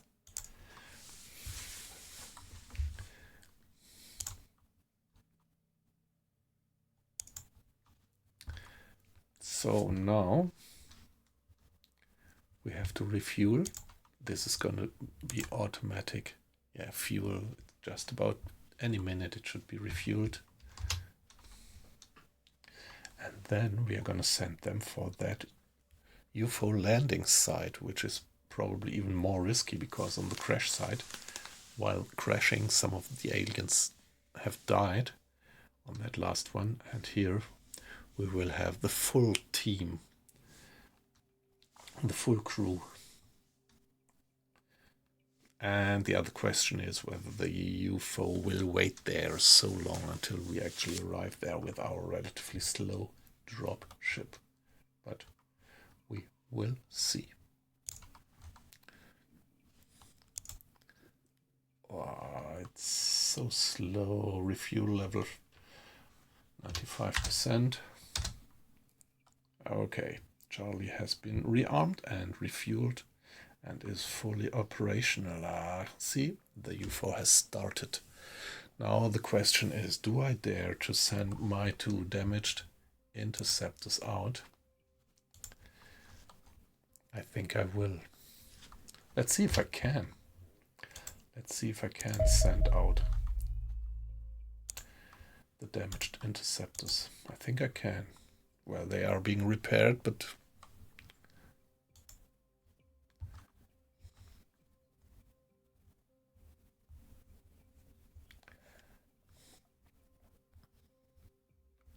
local communications suffering unexplainedly by heavy disruptions. Authorities fear alien activity responsible. Okay, this will also reduce the budget of South America.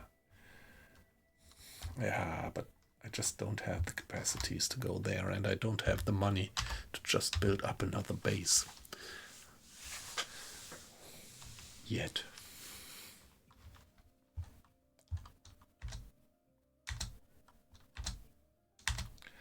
Alright, there they are. Now let's send our dropship. By the way, let's first check the status of the crew. Unassigned. Okay, they didn't recover much. Maybe they don't recover at all as long as we don't have a med bay.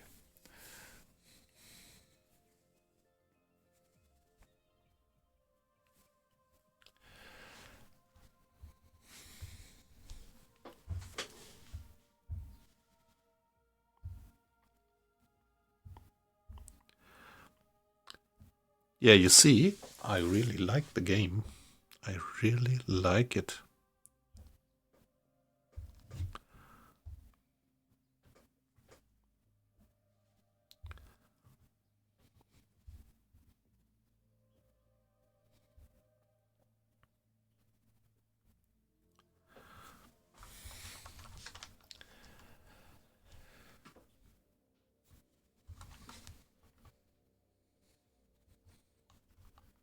Wonder if I have to do something. Yeah, okay. The sick bay is still under construction. Do I have to do something with the workers? Nope. UFO sighted hovering near Timbuktu, North Africa. Whispered panic reported across the region. That's this one. Yeah, I'm on the way. Intercepted with our dropship and get there. Yeah, the dropship is just so. Yeah, the squadron circling there until they run out of fuel. Let's engage. So this is gonna be tough again.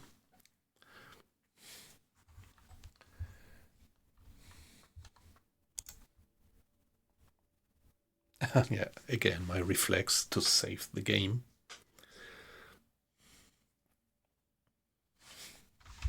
But I am playing Iron Man. I didn't check the time of the day, but yeah, it's nighttime, obviously. It's nighttime, and okay, that's nice. At nighttime, they automatically get. This one here is probably a light thingy whatsoever.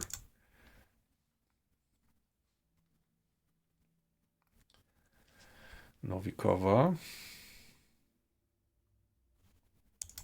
Do I actually... that's a pity. It would be nice if I could actually get the statistics and the details of the guys. Because right now I have to admit, I don't quite remember the names. Mr. Baker, Mr. Novikova. These are the two new guys.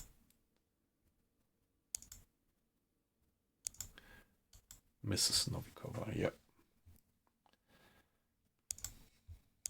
And Lauren Hill, she did the single kill. And Sarah Garcia did the double kill. All right. So the newbies have to take the highest risk and storm out first. Oh shit. Oh shit.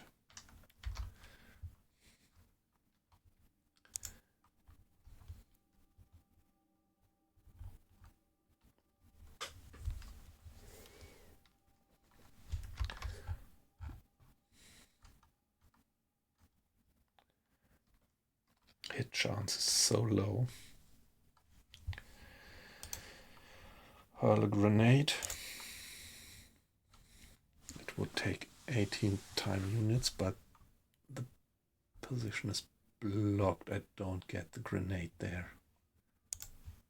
Do I?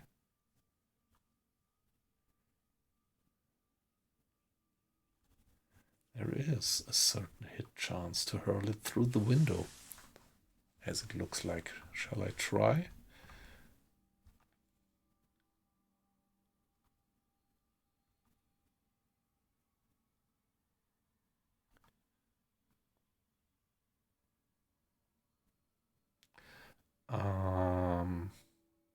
Yes. Wow. Okay, that was a miss, obviously.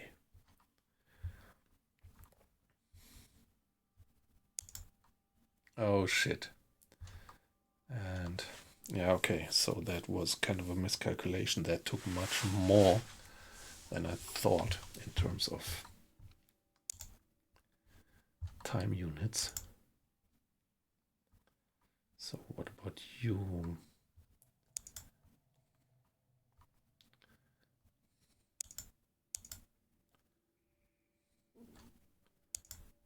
Just out here.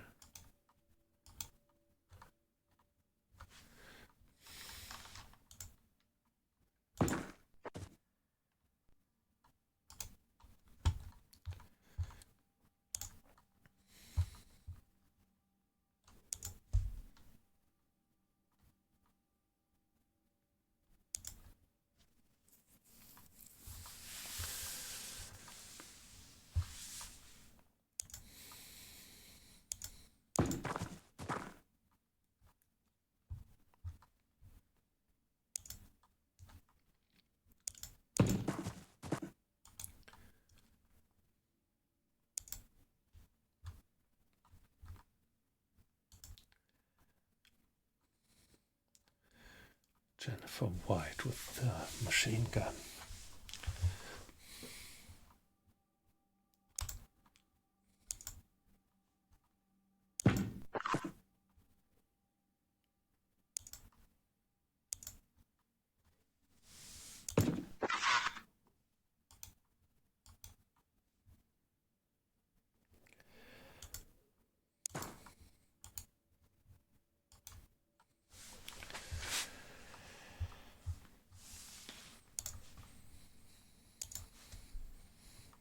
Just want to make sure that no surprises come from that side.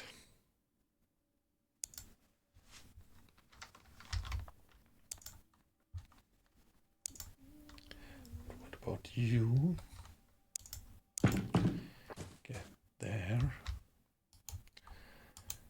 Give me some cover into that direction. And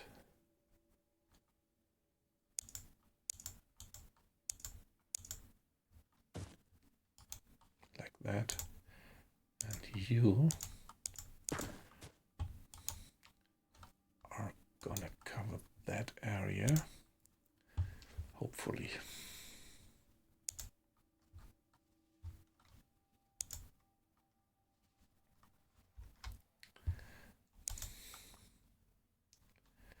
Wow, wow, wow.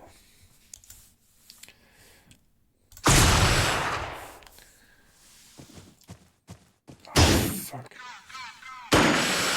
Wow, wow. Very good. He got one miss and one suppressed. Oh.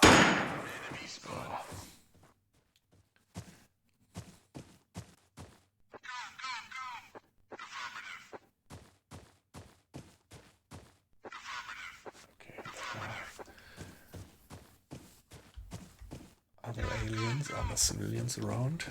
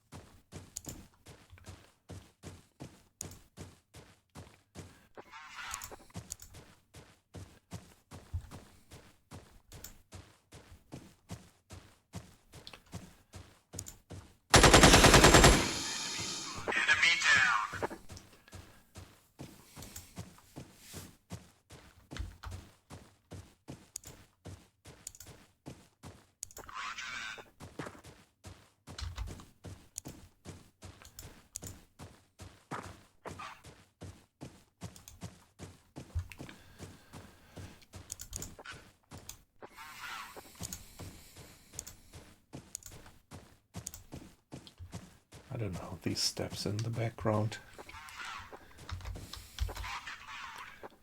And I fear that this guy there is not yet dead. Maybe I should change position. And there he is. Hurl a grenade. Wow. Good. This is... I don't want to have her in the open.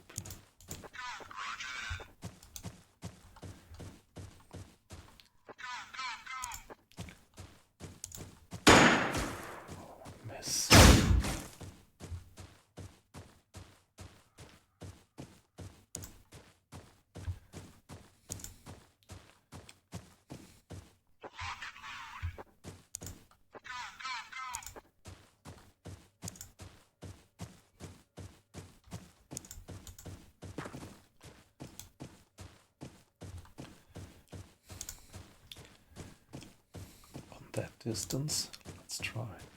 No, I can't. It's too far away.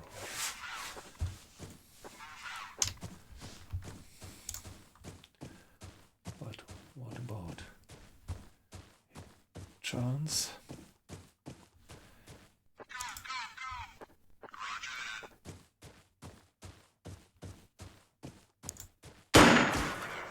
Okay. Do one more shot, one more try. And cover.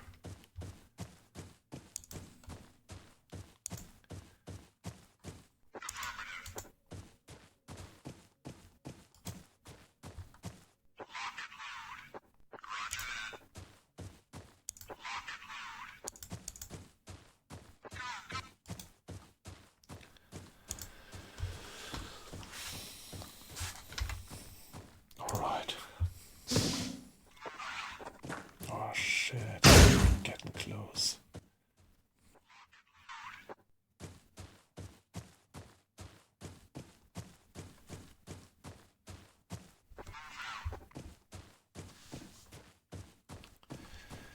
No.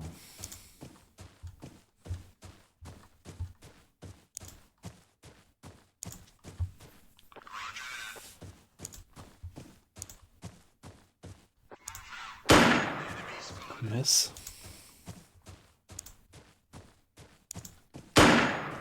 Another miss. A hit. Very good. Can you do this another time? Yeah, nice.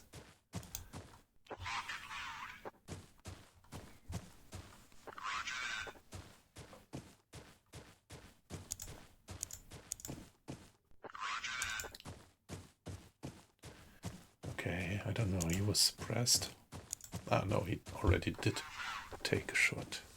So this is why he's out of movement points.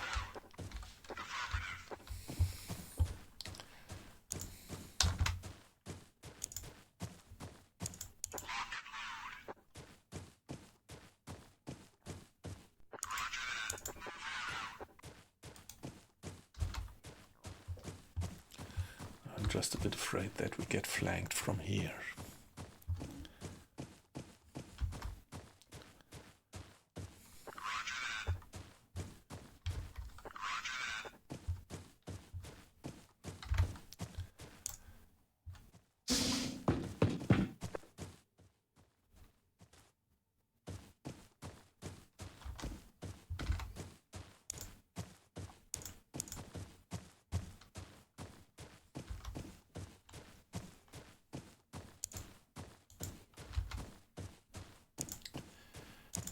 Before proceeding into this direction here towards that spaceship, I want to make sure that this area here is clear.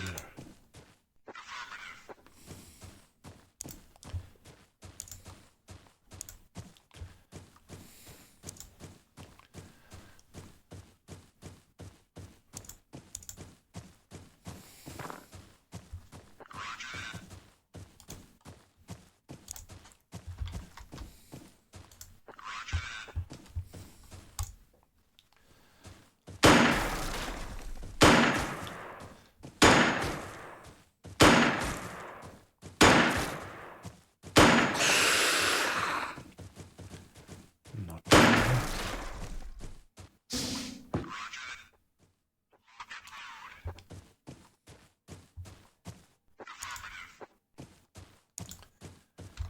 So my marksman is here. Where is my marksman?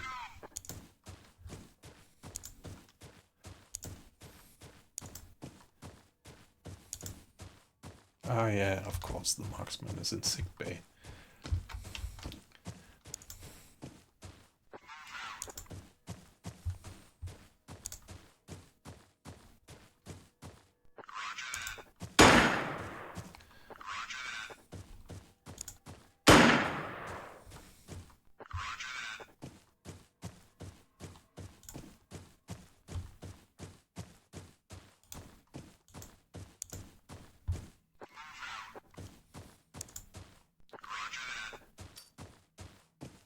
Okay, that was not very good.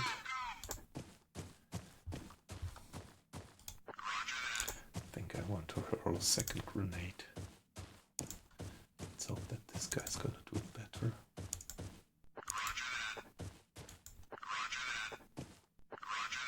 Why not?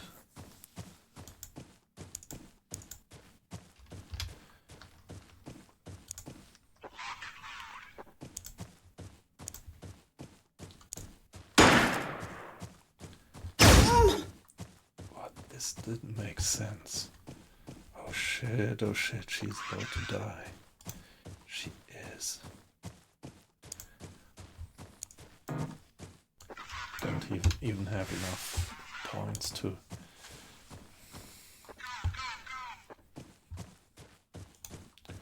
hurl another grenade. Yes.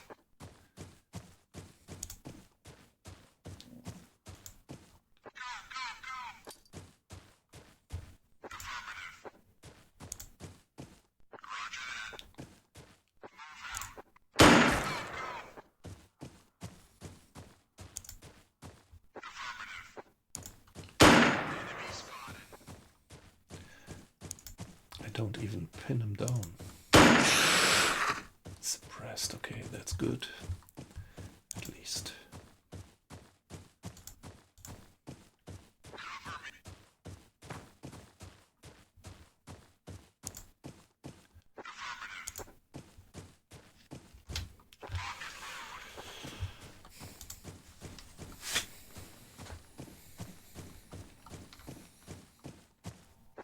So, any options still for this turn?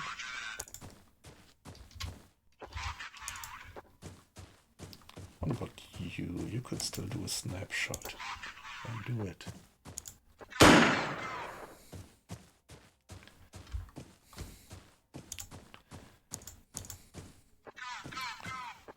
Yeah, come on, these guys could just proceed.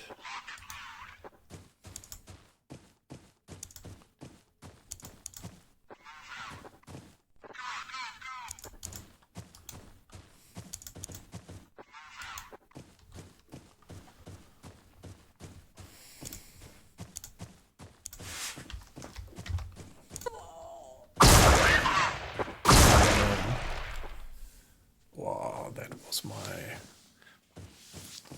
Mrs. Garcia. Why did she die? She was bleeding, maybe. Wow, sure.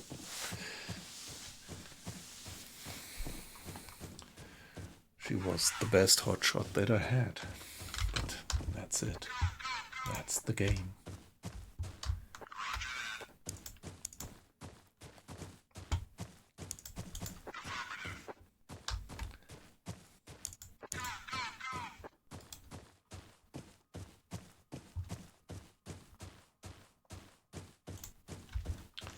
But the grenade took him out.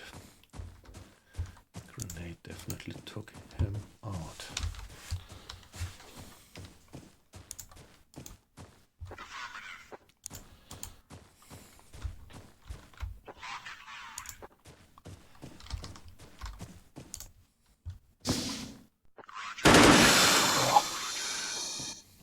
Another one.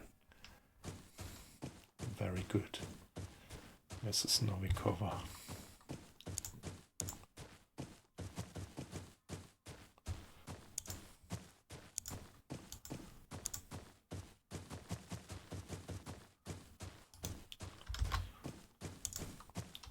So what do we have inventory-wise? Yeah, we could pick these things up. What is this?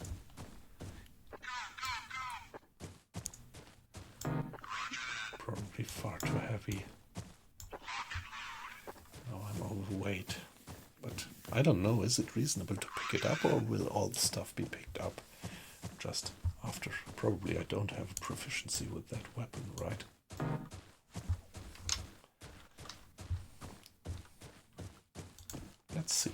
Let's see if she could fire it.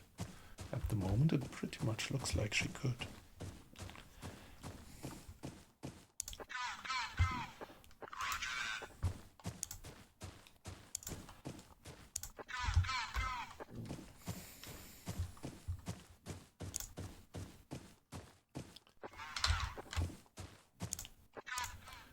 next turn.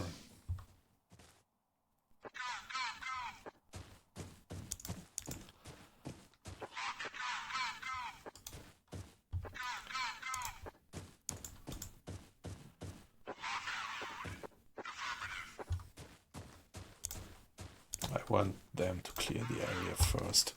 So these two guys are covering that nobody's surprising us from that side. And I want to wait for the assault onto the spaceship until I have cleared the remaining area.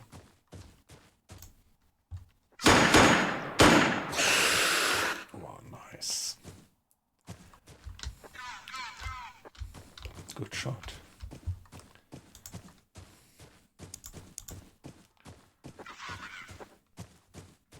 What's this? What is this?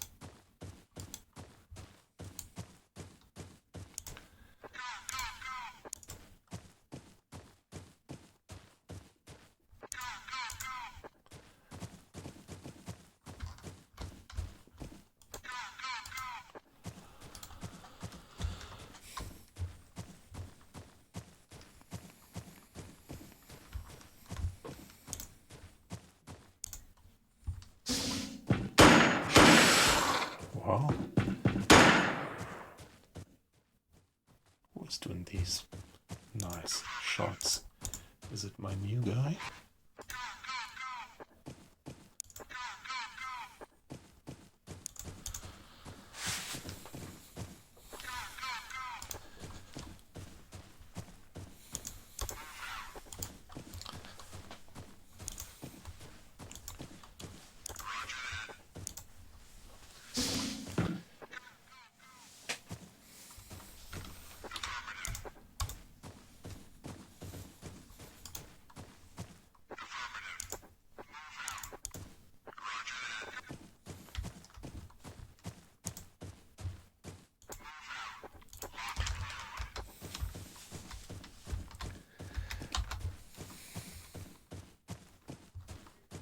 I don't have here. I have these two guys free, but at the moment I don't really want to let them dive into this area here. This I still have to secure. There might still be aliens around here.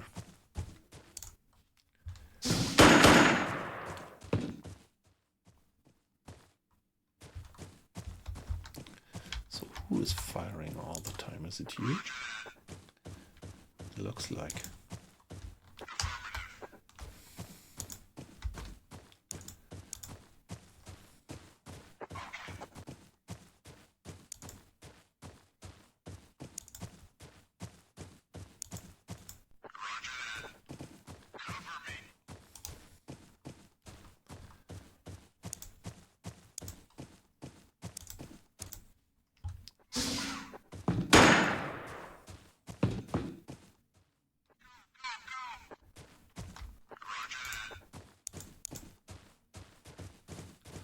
Yeah, the maps are fairly large.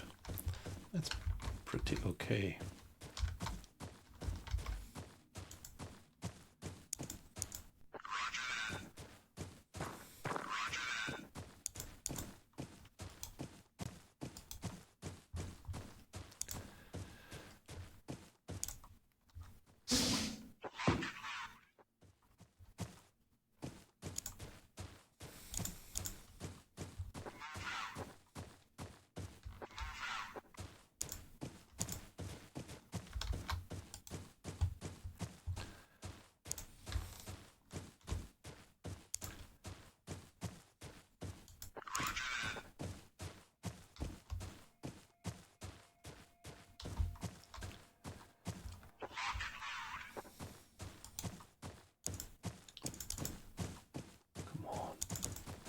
That map is insanely large.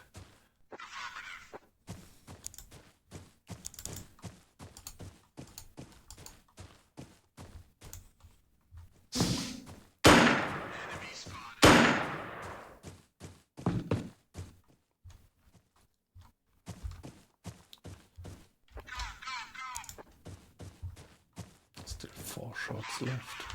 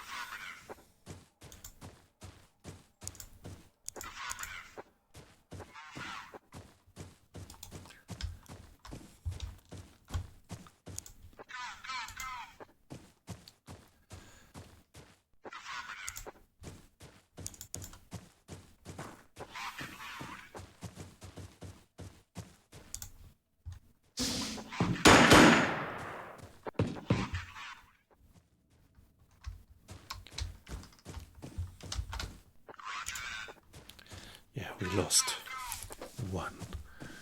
We lost that soldier, which already killed 4 enemies. Corporal Garcia. I think we are gonna have to reload. There we are.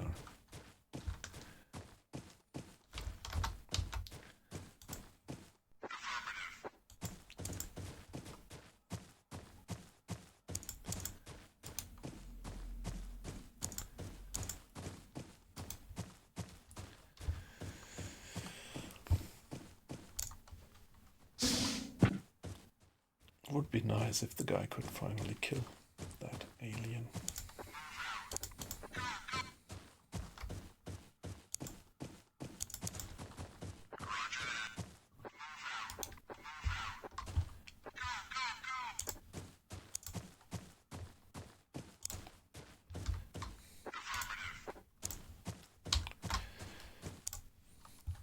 He scored quite a few good hits, but I already saw in the past that they are actually regaining health. Hey Josh, sorry, I was a little bit distracted. Wasabi, nice to have you in. Yep. Yeah. Yeah, my week was pretty alright. Let me think. Yeah, well, it was quiet but efficient work-wise and family-wise, quite alright. Well, and gaming-wise just as well.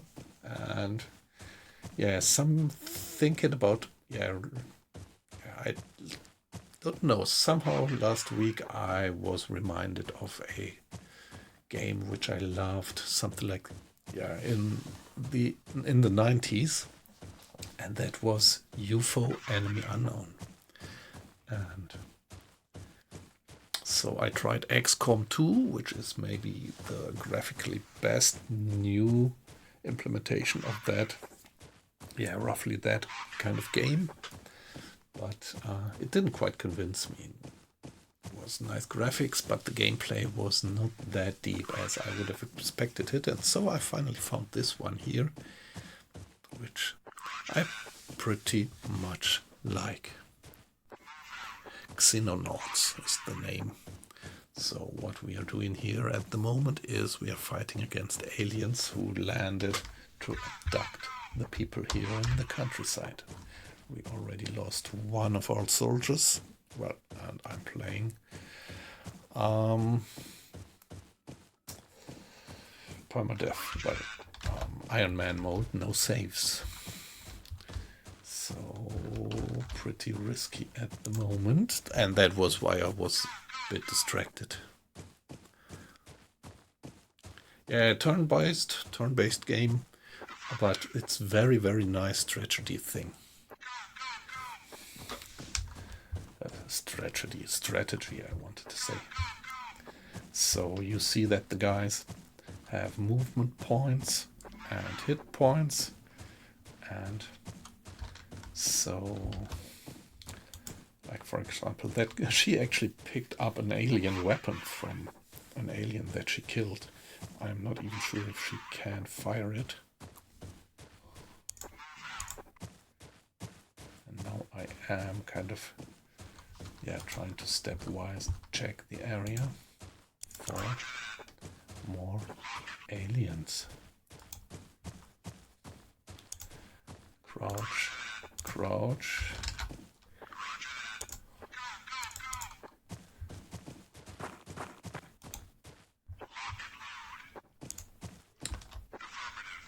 And there is at least one more alien here in the ship, watching out now and then. And I'm not quite sure, there might also still be some aliens in this part here. I didn't check it out yet.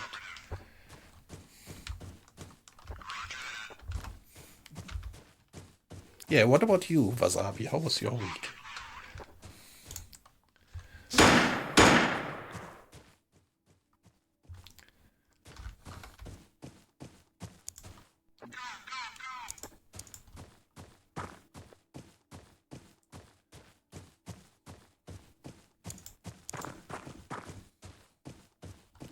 Ooh, that's a civilian.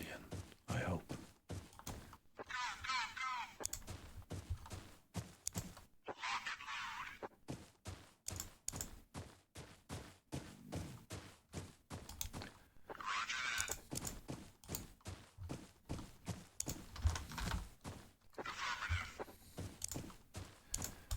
So you always try to keep some cover, like that. And now we are sneaking slowly forward.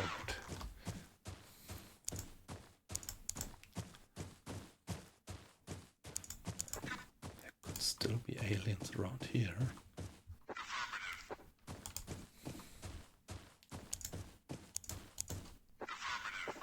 Now check the building.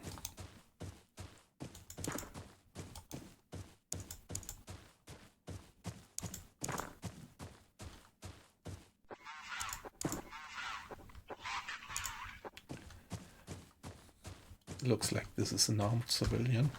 Might be. Yeah, that alien in there poking out his head now and then.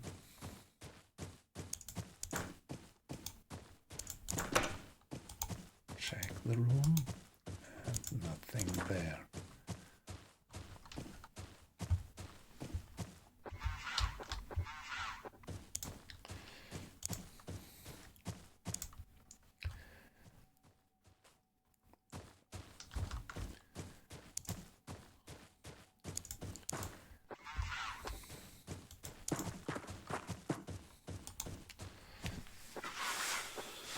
Alright, so looks like there is no aliens left around here. Behind that ship. But I'm a bit afraid that there might still be aliens here. So guys, let's now check the remaining buildings.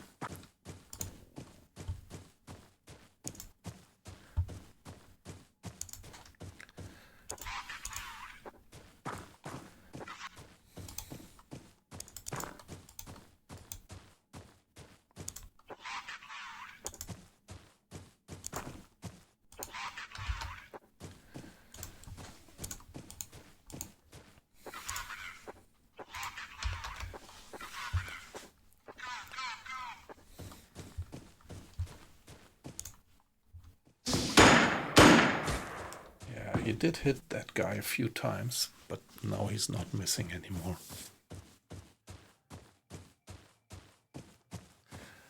These two guys here. Yeah, okay, so this guy here, he should keep an eye on the UFO, where we know that there is an alien in. So I have kind of a cover line. This guy has eye on that area. That guy has eye on that area. This guy has eyes on this area. This guy covers that area. So I can be sure that from this area no alien would get behind my lines. So I have drawn kind of a circle around the ship. And the only part of the map that I haven't yet checked is these buildings here. And before going for the finally going for the alien ship, I now want to be 100% sure that there are no aliens in these buildings anymore.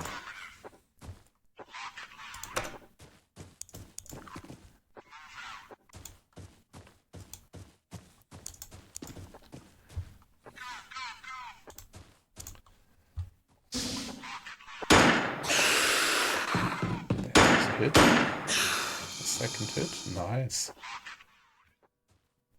Okay, but there is still hidden movement. That guy was not the last survivor.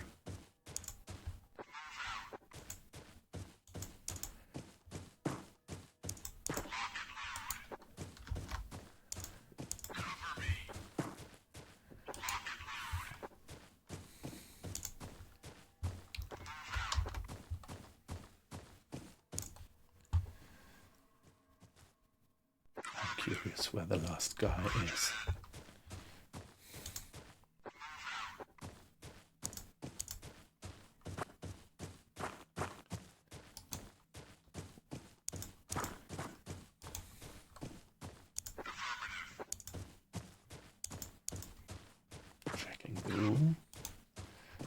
looks clear.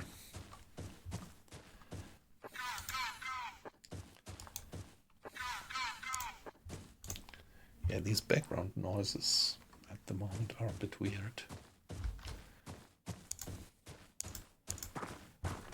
Get in, make sure that nobody is hiding in the corner.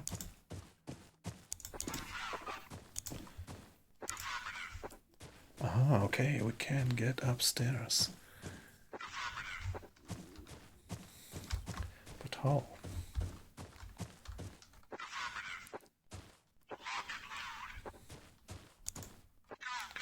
There is no way to get up there, obviously.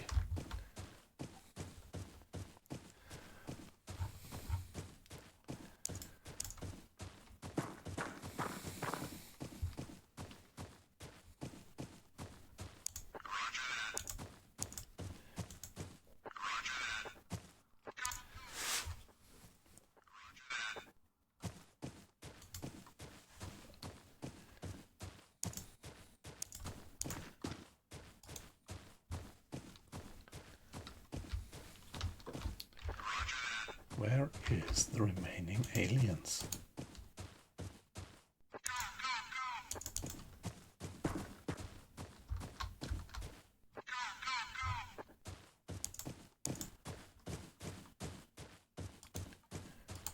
I think I can't get on there yet.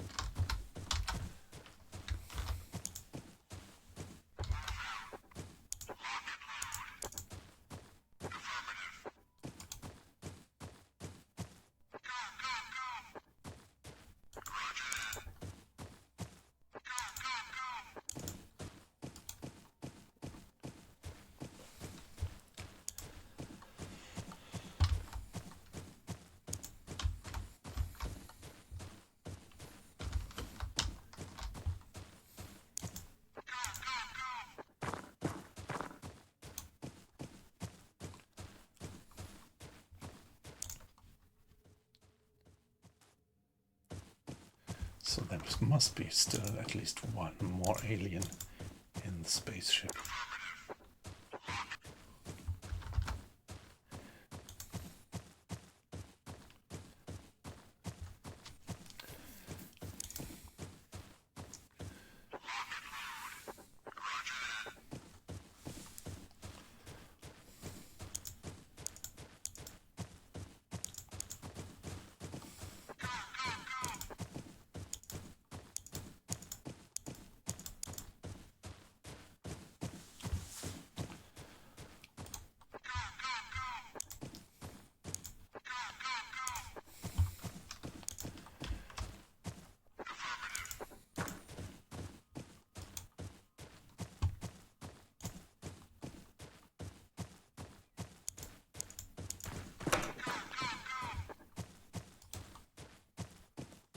No way to get up there.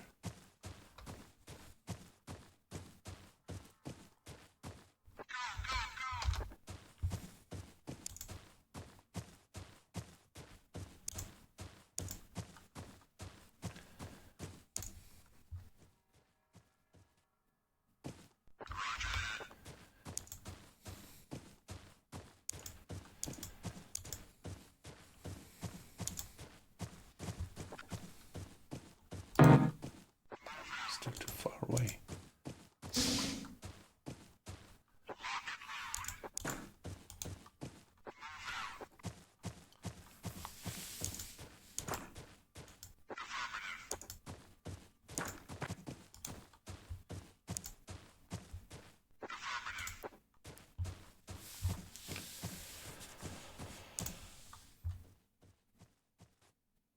Okay.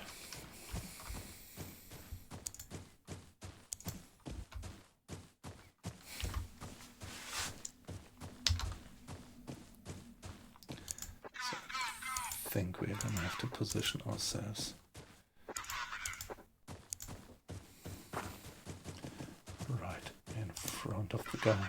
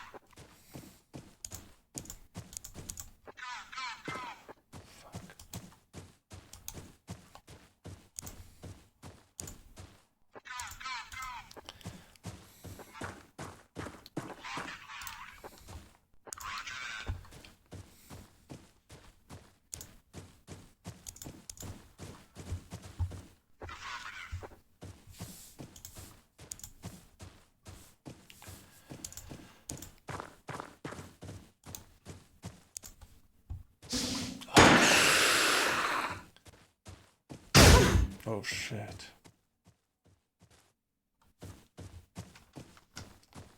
At least the guy's out.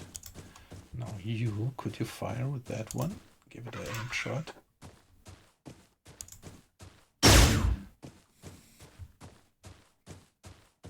Another one. Yeah, she just has no experience to fire with this weird weapon. So not even a lucky shot. Sergeant Jennifer White with the machine gun. Give it to him.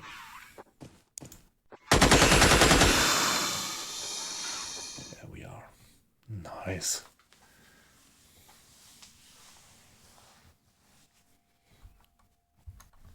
Okay. So we have one casualty. Ah, okay.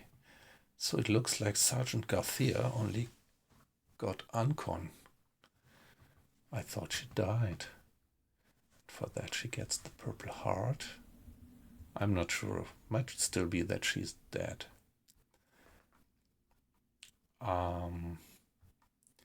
So Lieutenant Jennifer White killed 2, Garcia 1.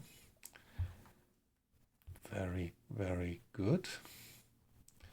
Corporal Novikova did kill 1 and Corporal Baker 2. These are the 2 new guys which I took for the injuries on the last mission, so that looks all right. So aliens killed all 6, excellent. We had 1 casualty actually, so it's not written down here.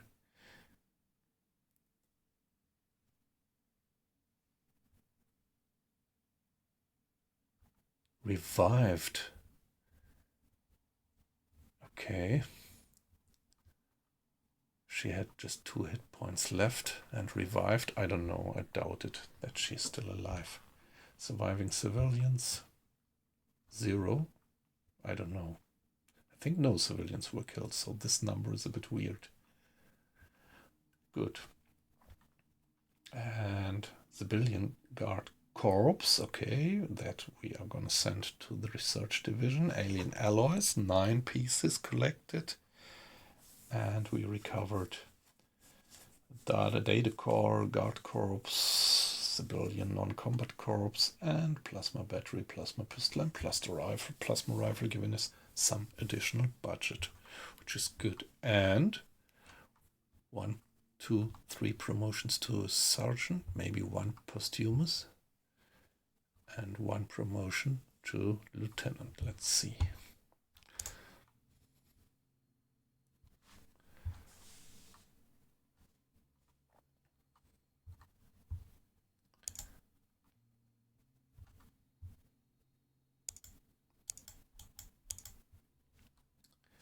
I doubt that she is still alive.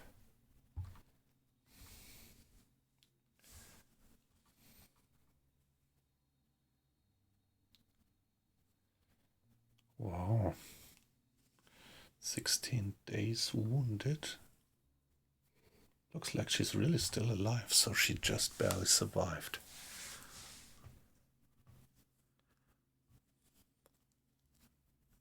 Yeah, well.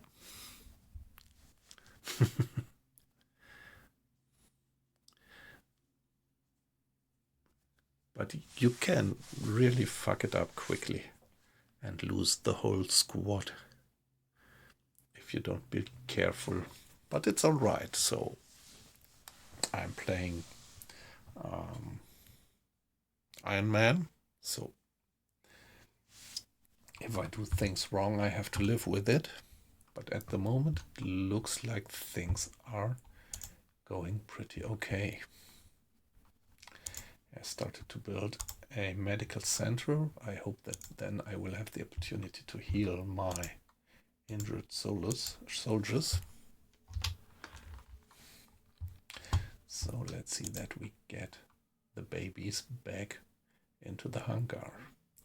The dropship is also coming back. The others were the 2 interceptors, and here we are. Nice. Still 10 days to go to get the medical center. I don't know, do I have to do something? I don't want to demolish it, no.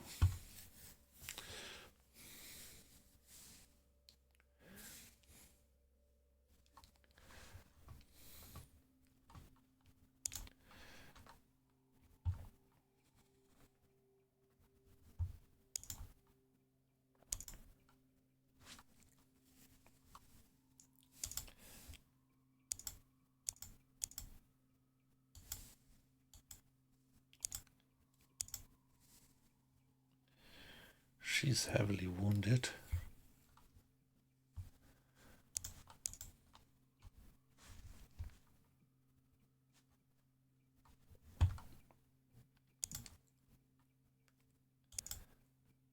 So I actually did order 2 new soldiers, but they didn't yet arrive, and right now my team is pretty decimated.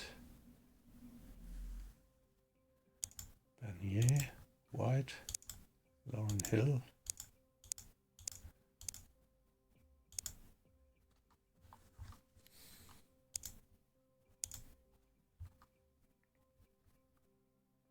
Wounded 16 days.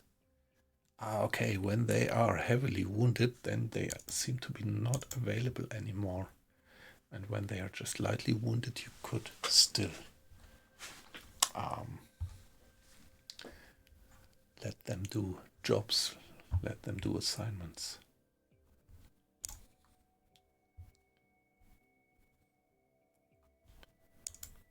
I did hire 2 of them, but they didn't yet turn up. Let's hope that they will turn up sooner or later. Yeah, okay. Here we have the alien alloys in our stores. Quantity 11.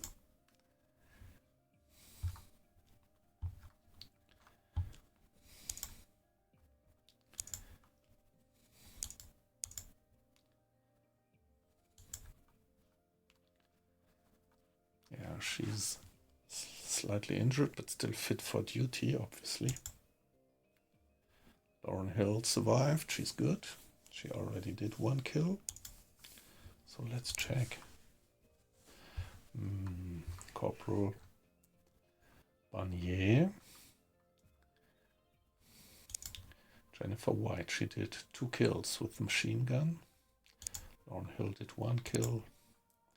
Philip Wesley is alright. Shinto Sato alright, and 1 kill. Mrs. Novikova, it was her first mission, and Mr. Baker also his first mission, and he did 2 kills. Very good. So now what I'm curious about is the question how this is going to work with the healing of the people and when this medical center is going to be constructed. I thought that I read that also the living quarters are kind of good to let people being healed, but yeah, I'm running out of soldiers sooner or later if it goes on like that. Not because they die, because they get more or less heavily injured.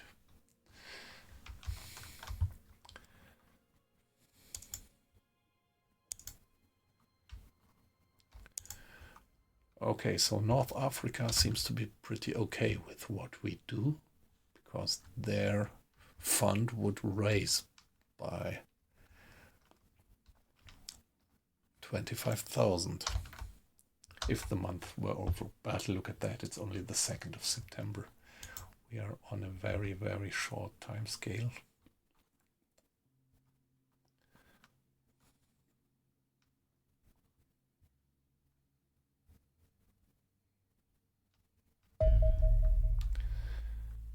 Okay, we get some results. The Cezanne autopsy. A Cezanne is a humanoid alien that stands approximately 170 centimeters, 5 feet 7 inches tall. I imagine you share our surprise that they resemble humanity so closely. Statistically, we believe the likelihood of this occurring is effectively to 0. Xenonauts are physically weaker and less hardy than humans, with bone fracture occurring at only 60% of the force required to fracture human bone. Both are likely to be the result of prolonged exposure to low gravity. Physiology is intriguing, similar to our own, with most internal organs present in a recognizable form and remarkably similar skeleton structure. That can't be coincidence, can it? A couple of exceptions are worth noting. A substantially enlarged cranium contains a corresponding increase in brain tissue, and vocal cords are atrophied to the point where verbal communication would be impossible. The latter suggests the creatures have transcendent words. Perhaps they have a telepathic link one to another. The body shows extensive signs of genetic modification at the cellular level. Seasoned tissue possesses only a single sex chromosome, and, more importantly, samples taken from multiple enemy combatants show they are genetically identical. That is, they are all clones. Genitalia are present but heavily atrophied. I hope I pronounced that correctly. Not that familiar with medical terms, I have to admit. Asexual reproduction is obviously at work, but most certainly facilitated by some form of technology. A metal valve on the upper spine is linked to the creature's circulatory system, which may indicate an artificial method of blood filtration that replaces excretion. An undersized liver and kidney suggest it's certainly possible. Interesting, okay. So it sounds like they don't pee, but kind of just change their blood, somehow filter it or whatsoever externally. Indeed, if administered regularly, this blood filtration could also remove the need for consumption and digestion of foodstuffs entirely. Nutritions could be fed directly into the blood. Serum has extraterrestrial technology surpassed their biology. Frankly, this corpse poses more questions than answers. So it looks like they don't eat, drink, and pee and shit, but yeah, they get kind of the nutritions via blood exchange or something. And also, well,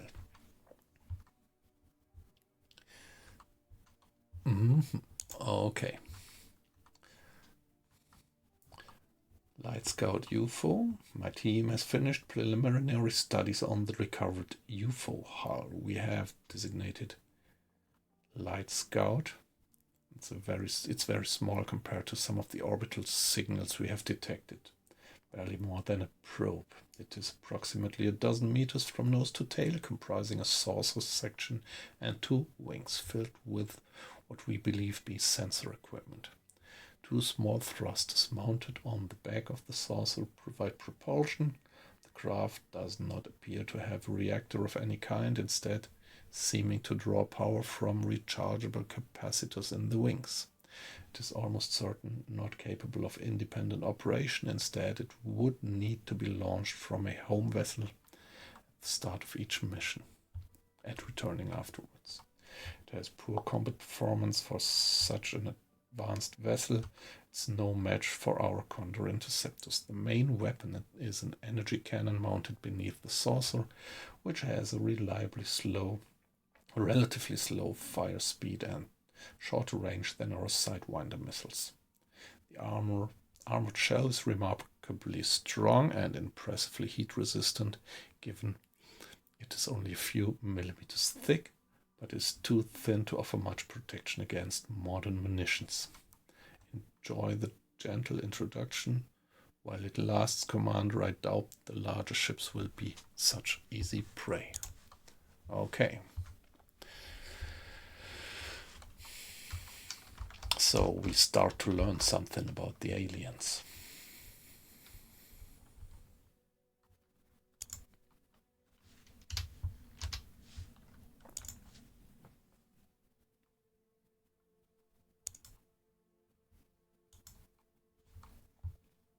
Condor 2 has been repaired and fully operational. Very good. Information management, alien invasion. Okay, I have read that before. Let me just summarize that. Obviously, in orbit around Earth, there is a big fleet of alien ships, and at the moment they just can't intrude into the atmosphere. So we have to fear that, yeah, with progressing time, there will be more and more alien ships dropping in.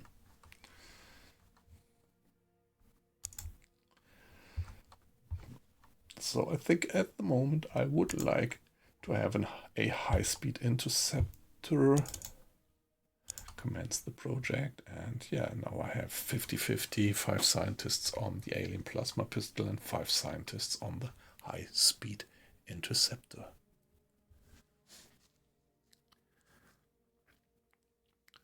Yeah, it looks like they did put quite some brain. I mean, the developers did put quite some brain into creating some nice scenario here.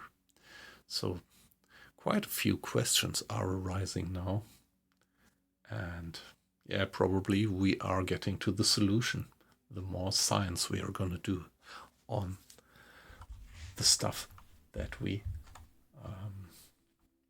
loot from such crash sites.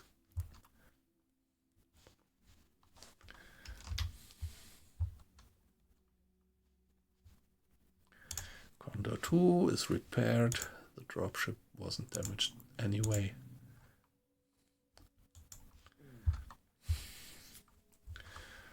Yeah, I don't know. I really have to think about how to manage my soldiers.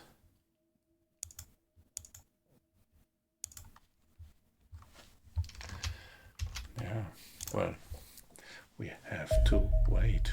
Xenopedia, okay. Civilian autopsy. A Zibilian is a reptilian alien standing roughly 1.95 meters tall and weighing nearly 200 kilograms. The incredibly dense skeleton of the creature and its tough scaled hide together account for some 40% of this total weight.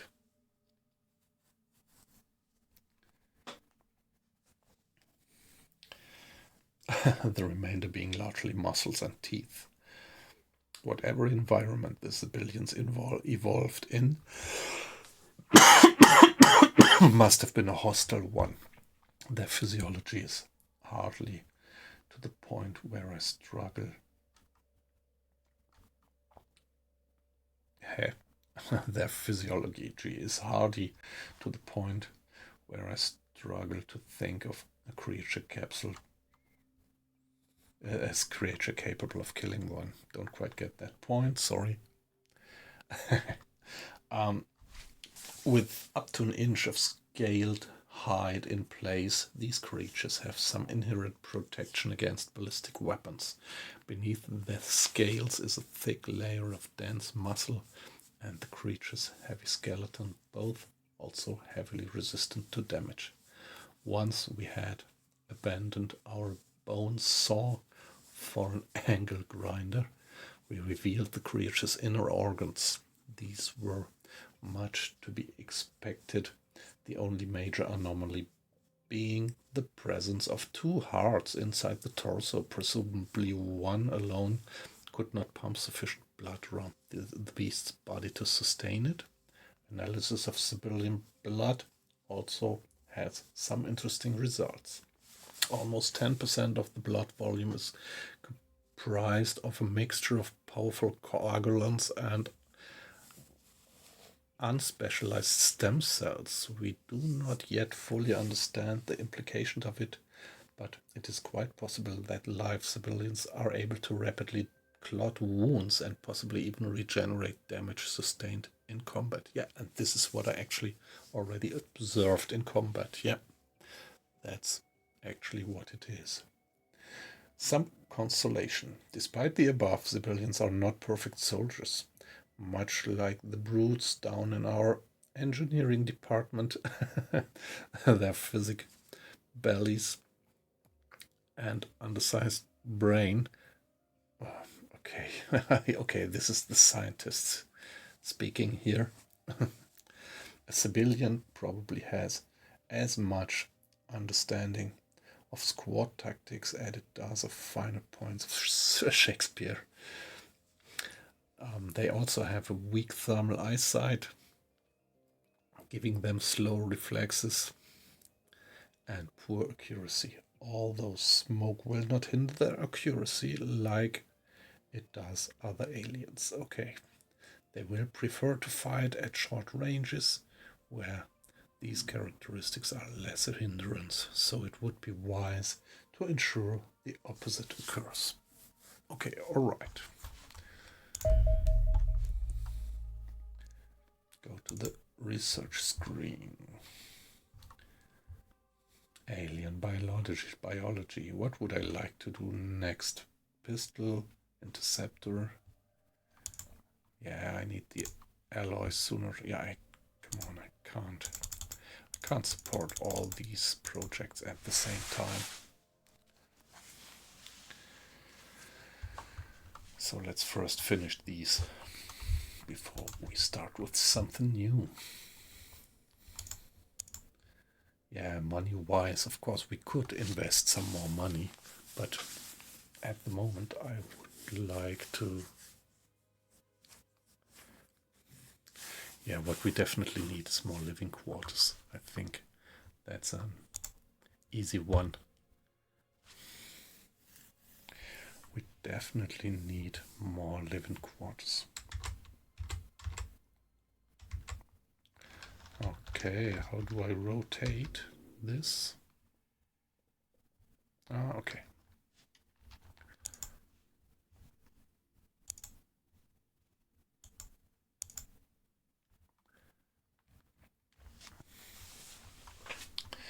Yeah, we are almost full in terms of living quarters, and we need more soldiers, we need more scientists.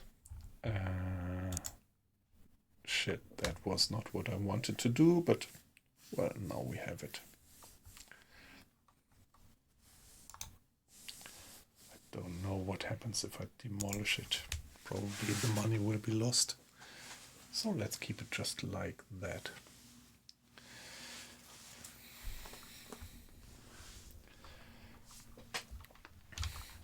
And keep on going. Bit of time acceleration. So now we are... The game started on September 1st and it's September 3 by now. So we are still in our first week.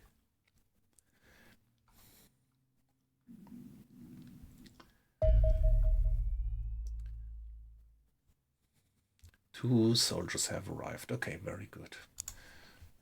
That's good. And that was urgent to have. Now let's look at the soldiers. We have 4 unassigned ones. So I want you to retire. Well, not retire, to... okay, so they are regaining. They are actually regaining. But that's pretty slow. And I don't want to have an injured soldier on a mission. So you please go for unassigned. And here we have 2 new guys. Private Artem Sokolov.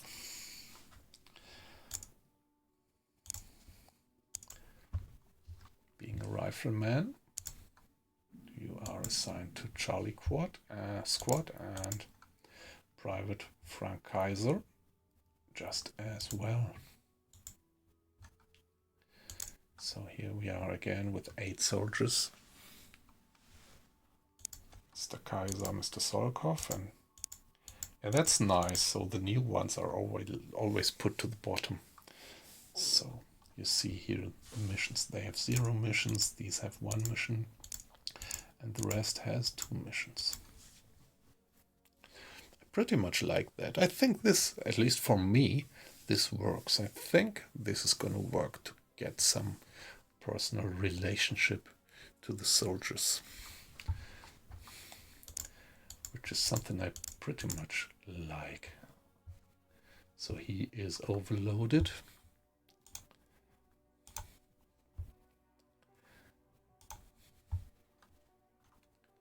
Mr. Baker.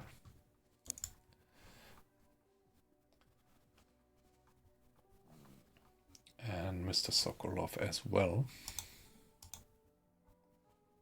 But maybe let them have 2 grenades. The grenades are pretty important.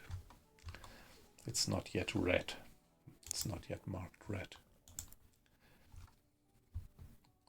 And Mr. Kaiser, just the same. So here we are.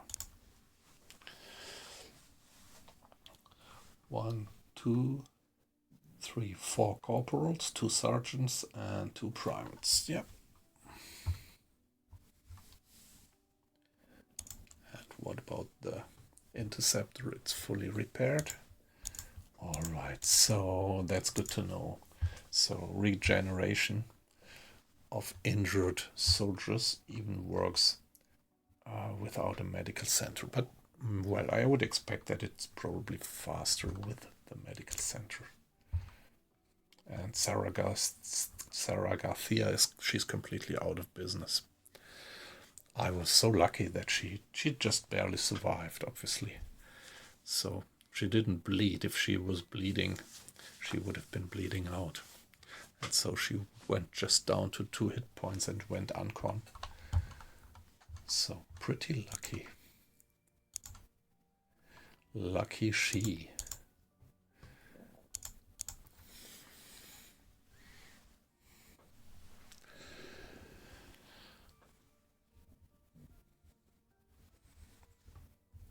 So what's our research capacity? We have research capacity, we have workshop capacity. So the, yeah, okay, bottleneck was actually living quarters. And I think I should order a few new soldiers. Never run into a situation where you are running out of soldiers. I think I'm gonna order 2 more. How many, how much living space do I have left? 3 left. So let's hire. Well, I actually like to hire those which have the highest moving points. I'm not quite sure whether that's all right. So this guy, for example, is very fast but has very low strength. That guy is fast and high this guy is great. Jennifer Wilson. I'm gonna hire you definitely.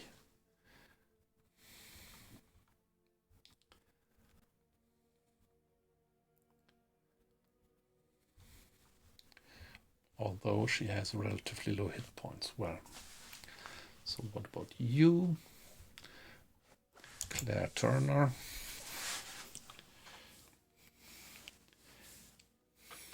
And 1 more.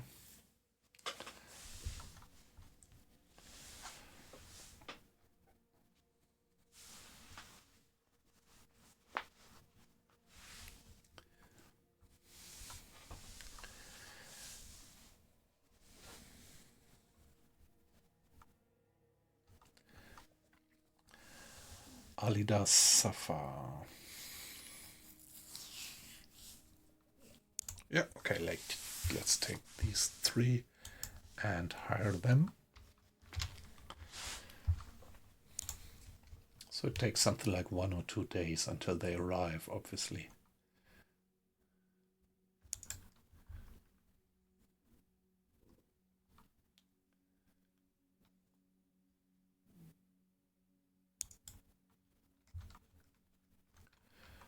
Europe seems to be fine with our service. Asia seems to be fine. Middle East is alright. Indochina is alright. They are fine. South Africa is good.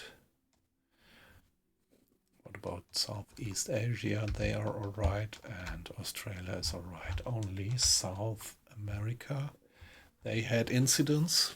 So we see that they had almost 50 casualties due to alien activity, and this is why they're they had higher expectations on our organization. So in the future, next month, they will give us $10,000 less funding.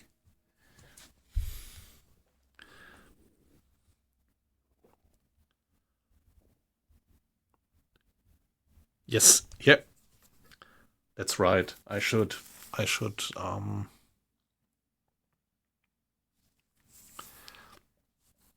focus on the research, but the point is that it happens so fast that you lose loads of soldiers, and well, when you're out of soldiers, then you have a problem. So this is why I wanted to have one basic level of soldiers as backup.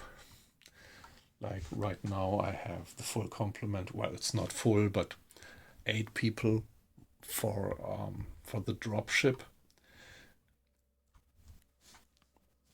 to go for alien landing sites. That's all right. And now here I have 1, 2, 3 guys in spare, but they are all injured, and so I pretty much like to have 3 more guys and a spare. Yeah, because as I said, the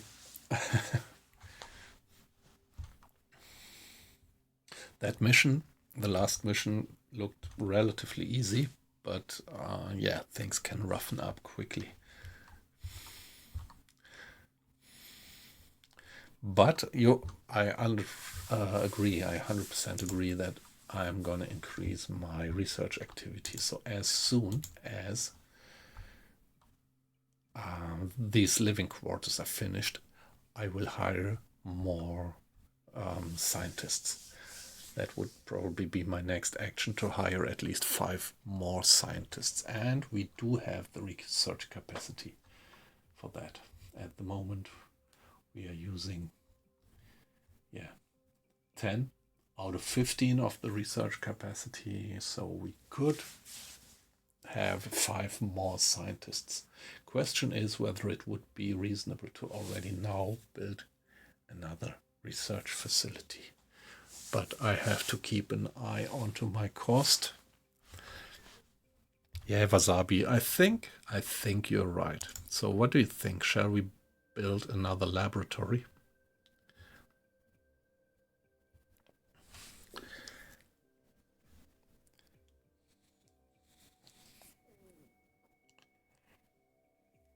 Upkeep costs are terrible. Here my monthly costs are already 800 at the moment, and if I get funding of 2000 a month, let's check that out. Do we have an estimate what our funding next year would be? Okay, last month we got 2,800, and forecast change. Okay. No, that's not quite clear, the forecast change. Does it mean that we absolutely get plus 14,000, or does it mean that we get additional 2,800 plus the 14,000? I think the latter. At the moment, we do have 1,400,000 roughly available. So I do have the money at the moment. I'm just a bit afraid that if I build too much, then the costs to entertain all that stuff really eats me up. But if in the next month we get another 200,000 bucks, then we should be all right. So I think we can afford, and it's reasonable to buy another set of labs. Let's do that.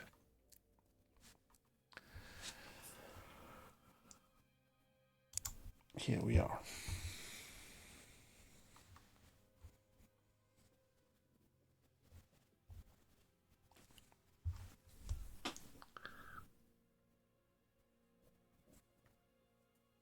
Yep, that's right. Wasabi, I agree.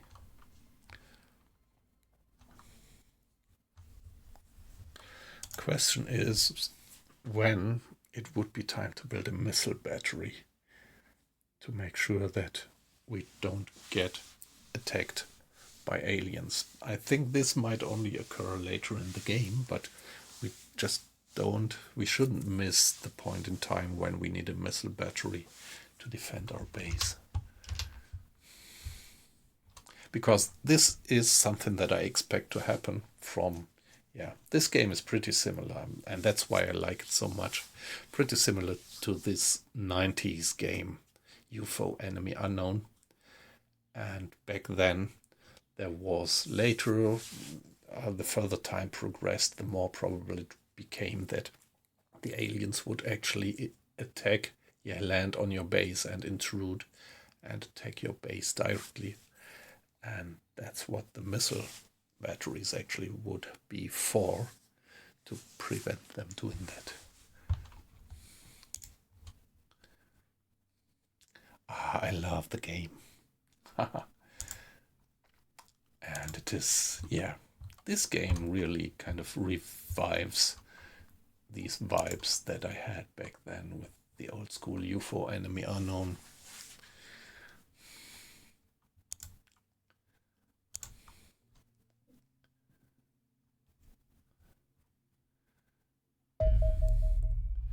Items received, 3 more soldiers, okay. But I would not let them be part of the dropship crew, but just keep them as backup for now.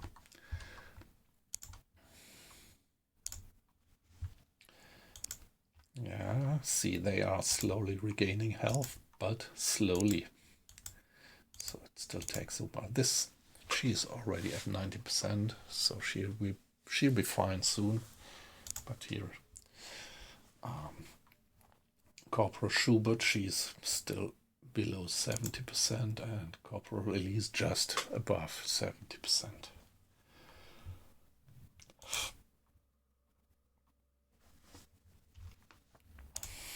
Yeah, and here, Sarah Garcia, still 11 days wounded.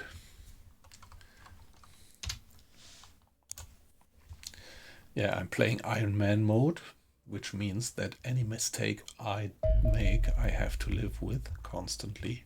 No reloading. Living quarters has been completed. So I think this is the right point in time now to hire more lab scientists.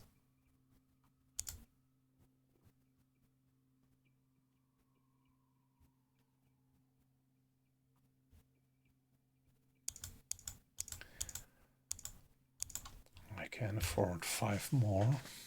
Well, I can afford them, but I do have the living space for 5 more. So let's hire them. And then we have 15 scientists, and then we use all the lab slots that we have for now. But we are building another lab. Average progress. Alright, so this gives us at least something like a hint how long it would still take. Average progress, high progress, and then it's excellent progress, and then it's finished. So it will still take a little while until we get the results of these projects. And we still haven't researched anything that we could turn into some hardware. We have collected 11 alien alloys, but at the moment we do not yet know what to do with it. Yep, that's right, it's mostly riflemen at the moment.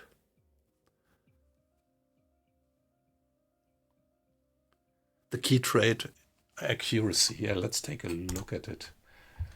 So accuracy is pretty important, that's right, but time units is also very important. Because if your unit constantly runs out of time and he can't walk pretty far and just fire once and not twice, this really also makes a difference. So in principle, I think this kind of skill system here is pretty well weighted. It feels pretty good. Also reflexes is important because like if your soldier is in cover and suddenly an alien turns around the corner, Then the question is who fires first, and this can be the decision between life and death. And when you have good reflexes, you fire first. And bravery, when things get tougher, then the soldiers might even panic when they're not brave enough.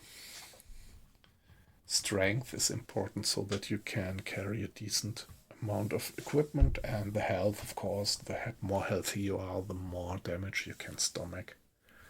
So in principle, they are all pretty important in the game. It really matters. All of them really matter.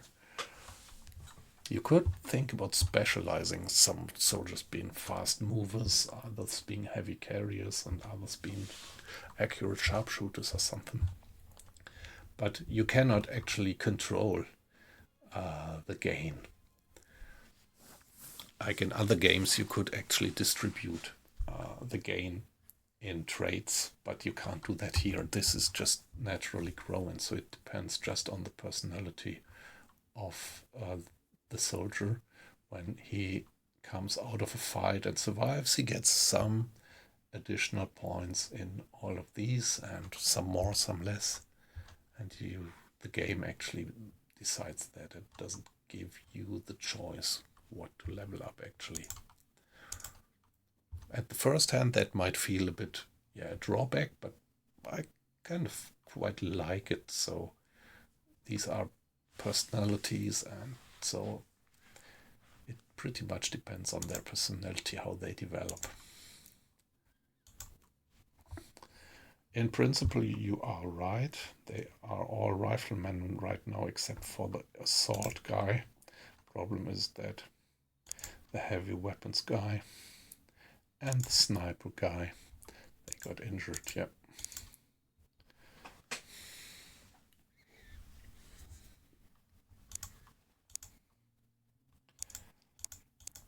I'm not quite sure. When they come as a private, I think they are always riflemen, and I'm not quite sure what you can do to actually turn these soldiers into others.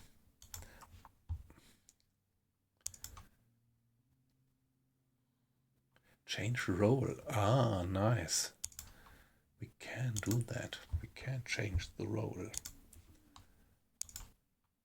Wasn't aware of that. That's good. We should do that. So good point again, Wasabi.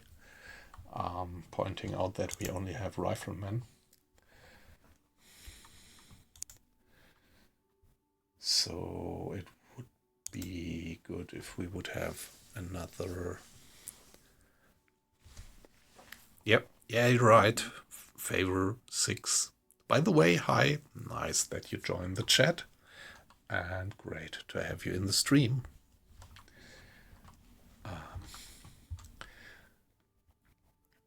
So I think in the old game, UFO Enemy Unknown, you could not change that. So they came just naturally being one of these types. But here, obviously, you can change it. So that would be a interesting tactical decision now to turn one of them into marksman.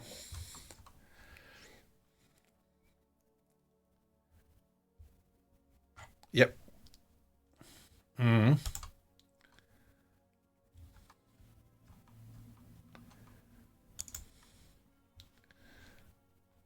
But I think it is already set as a default. So at the moment, I'm pretty happy with the default kits that I have. But maybe later I would like to change it. So what would that be? Who would actually be able to operate a rocket launcher?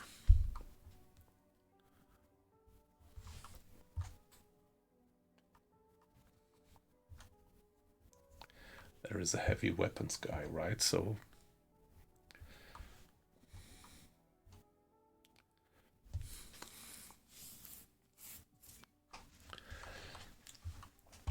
let's see, do we have a typical marksman? Who has the highest accuracy in the team? 69.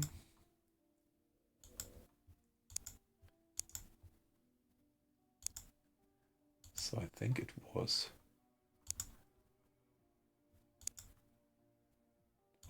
Philip Wesley, right? 68. Yeah. So shall we make that guy a marksman? What do you think? Oh yeah, I didn't think about the riot shield. How would you apply the riot shield? So,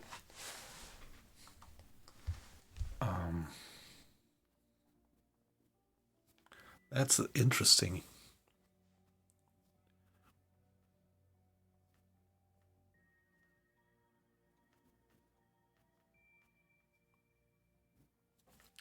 Yeah, let's first make this guy a marksman. How does it work? Ah, okay, interesting, interesting.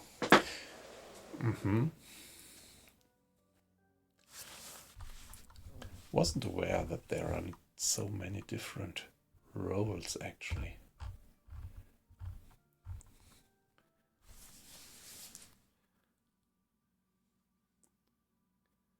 I'm just, I mean, does it really make a difference now when I make this guy a sniper?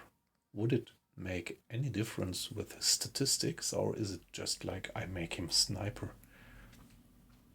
Does he get any better with sniping when I call him a sniper? Maybe if I make him a sniper, maybe his leveling up in these proficiencies might be influenced.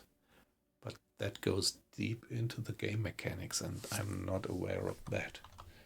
So let's make the guy a sniper.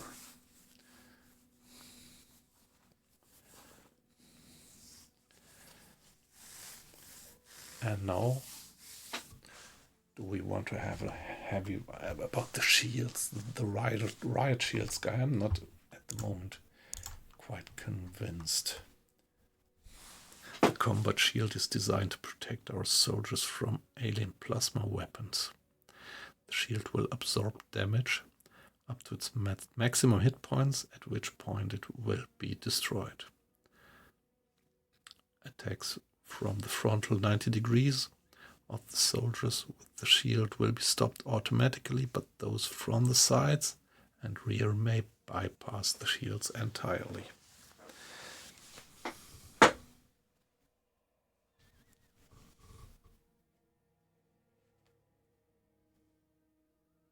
Okay, yeah, right. Full-on sniper and a designated marksman. Yep, that definitely makes a difference. Yeah. Yeah, the sniper really has a sniper rifle with, which is usually a particular sniper rifle, and the designated sniper rifle is some usually just an ordinary assault rifle with a sometimes with special optics. So like the old German G3, which was the main assault rifle in the German army, and yeah, I think they were actually cherry picking from production, particularly good guns, and equipped them with optics, and so they would call that a designated sniper rifle, while there are completely different rifles which are actually pure sniper rifles. Yeah, and the advantage, of course, is obvious if you don't have a 100% sniper rifle, probably with just small mag or something.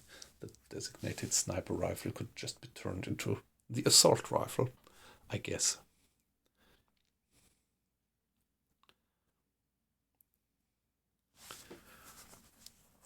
Yep, that's right. Exactly. Favorite 6. That's what I would have guessed. Yep. So at the moment, I think I do not yet want to have a shield guy. Maybe later. I think it sounds pretty reasonable what you say to have 2 shield guys in front.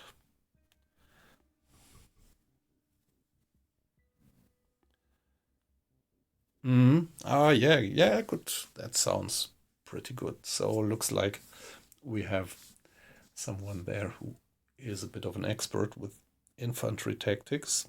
Yeah, nice.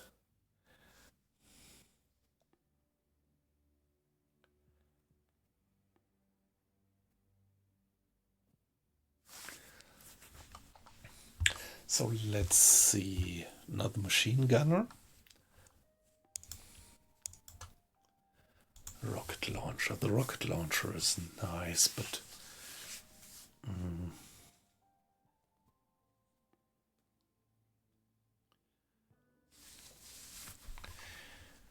the machine gun is also pretty efficient, I found out. So I think I want to make sure to have another machine gun. What do you think? Which skills should a machine gunner have?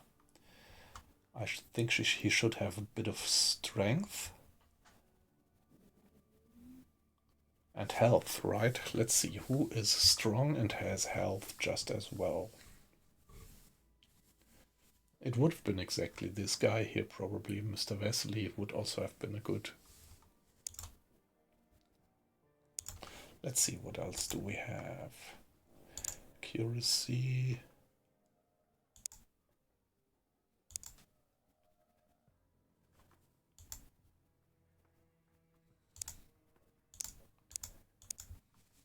Thinking about it, maybe I would even like to make Corporal Vesely a machine gunner, better than a sniper.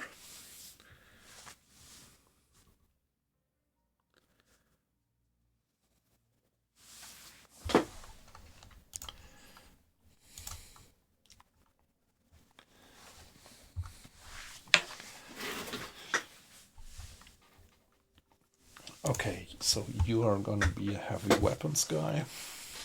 And the heavy weapons guys should also have 2 grenades, so let's... How could I make this default now?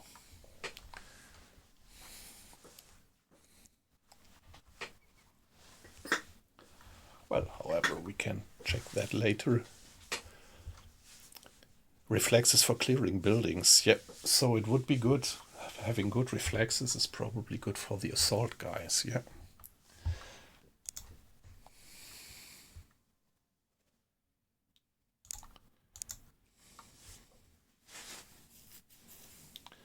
So he's good in accuracy and strength. Well,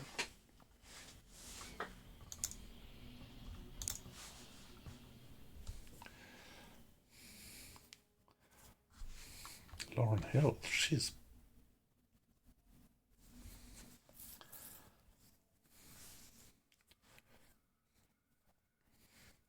Yeah, come on. Let her be our sniper. She's got quite some experience. 1 kill already. So we have a sniper, we have a heavy weapons guy.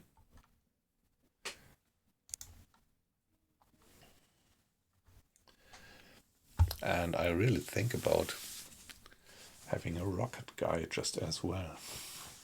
The rocket could really save your ass in many situations, I think.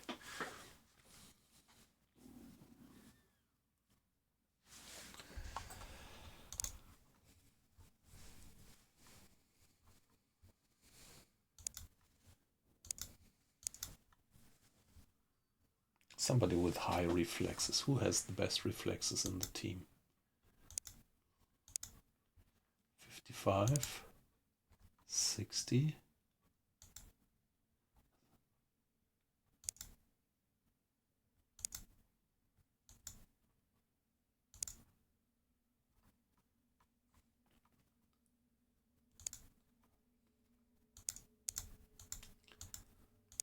Mr. Sato, Sergeant Sato, he has reflexes of... And what about... Yeah, you need also time for assault. You also need high level of time units. And Mr. Sato is not that good with that. But it's alright. Yeah, also leave 4 riflemen, you're right. So I think about making a second assault guy and then leave it like it is.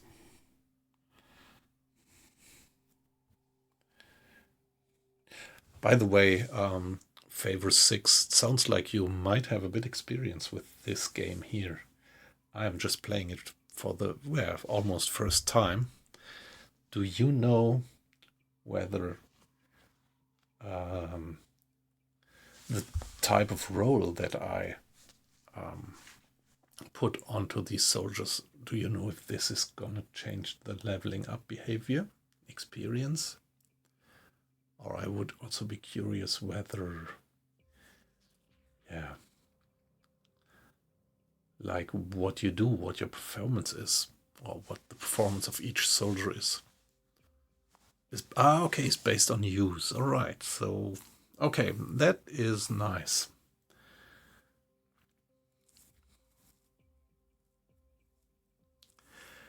So what I understand is, in principle, you could leave all the guys riflemen and just give them the proper weapons, like a marksman rifle or something.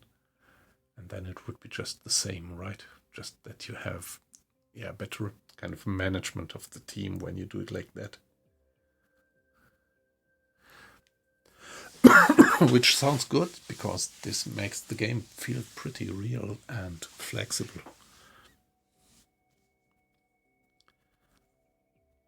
Yeah, at the moment we don't have any armor yet, but I hope that sooner or later we are going to be able to develop it.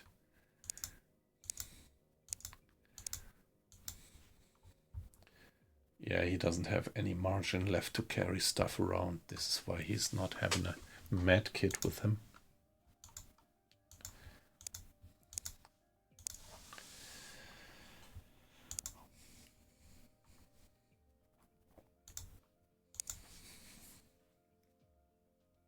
I think I would just leave it like that for now. Yeah, okay, that's then a good point. And I like that concept. Of course, I mean, in real life, just anybody could grab just any weapon. And yeah, you're right, they get the roll symbol then in play, which helps you.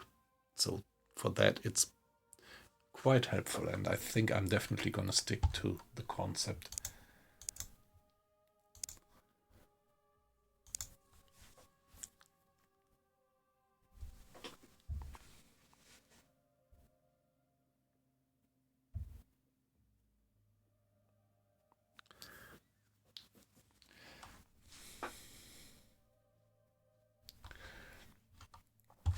Yeah, so I think we can go like that. 1 assault guy, 4 riflemen, 5 riflemen, sniper, heavy weapons guy. Let's do it like that.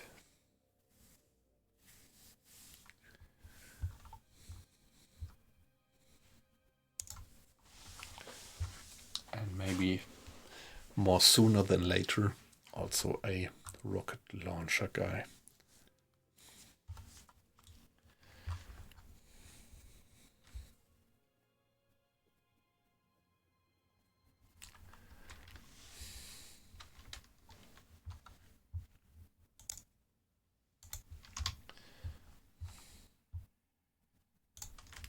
Let's keep on going.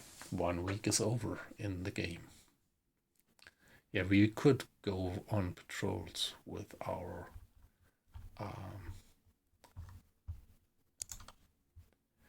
fisherman report. Marine dead zone. Thousands of dead sea creatures observed. Where is it? Down there. So South America is really not satisfied with my action, because they suffer from these weird effects here and there, and they have 115 casualties already by now. And I really can't do anything about that. Okay, South Africa is not very happy. Crop circles. Okay. South Africa is also not very happy with me. Middle East is fine. They're fine, they're fine.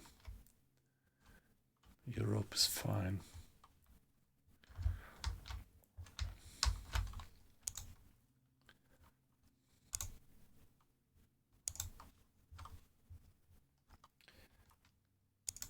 UFO sighted by local fishermen. Tidal system. Oh, so they are really minus 50. They are not very happy.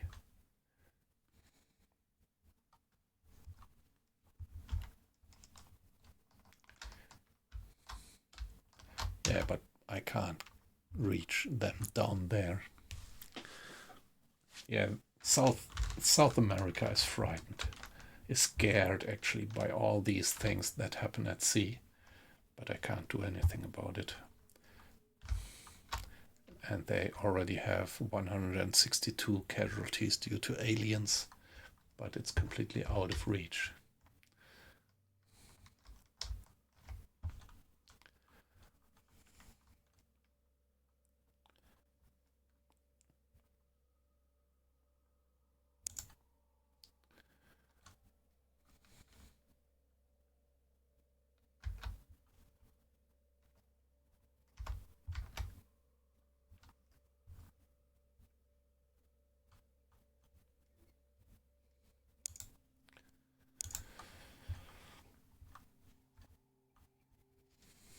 Yeah, we have more living quarters by now.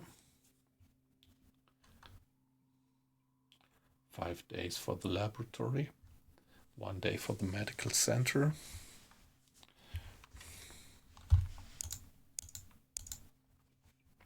And still 8 days until Mrs. Garcia is back to duty.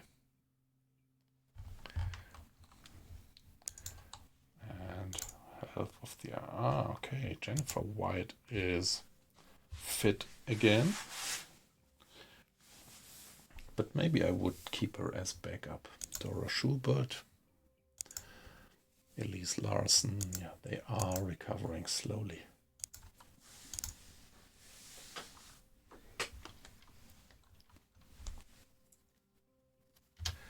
Yeah, it's not too bad to have a backup team.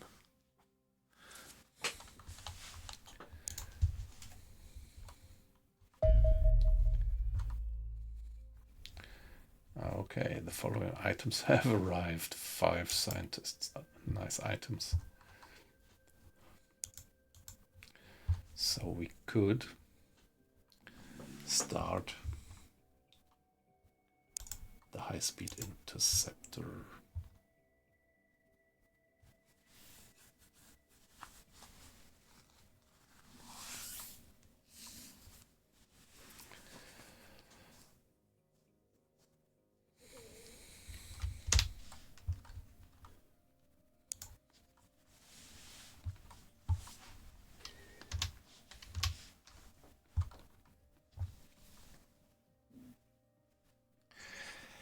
Yeah, our dropship actually can carry more people. So I'm really considering putting more than 1, 2, 3, 4, 5, 6, 7, 8 people into it. Don't know why Mr. Sato has no picture.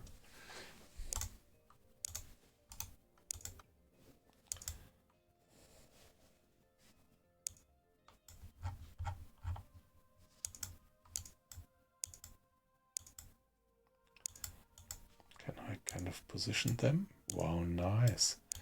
I can even place them. So, favorite 6, what you said. I could really control to have these guys with the shields right in front. That's nice. That's so amazing.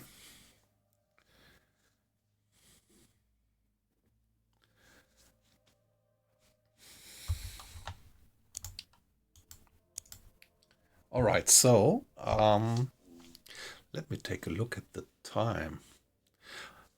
I've been streaming now for almost 4 hours. And yeah, it's getting afternoon, 4:15 around here.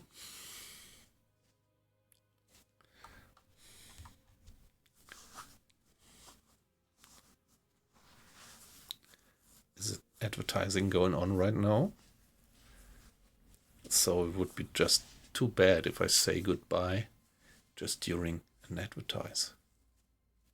So Are you copying? Is anybody hearing me, or are you all receiving advertisings at the moment? Never sure about the timing of these.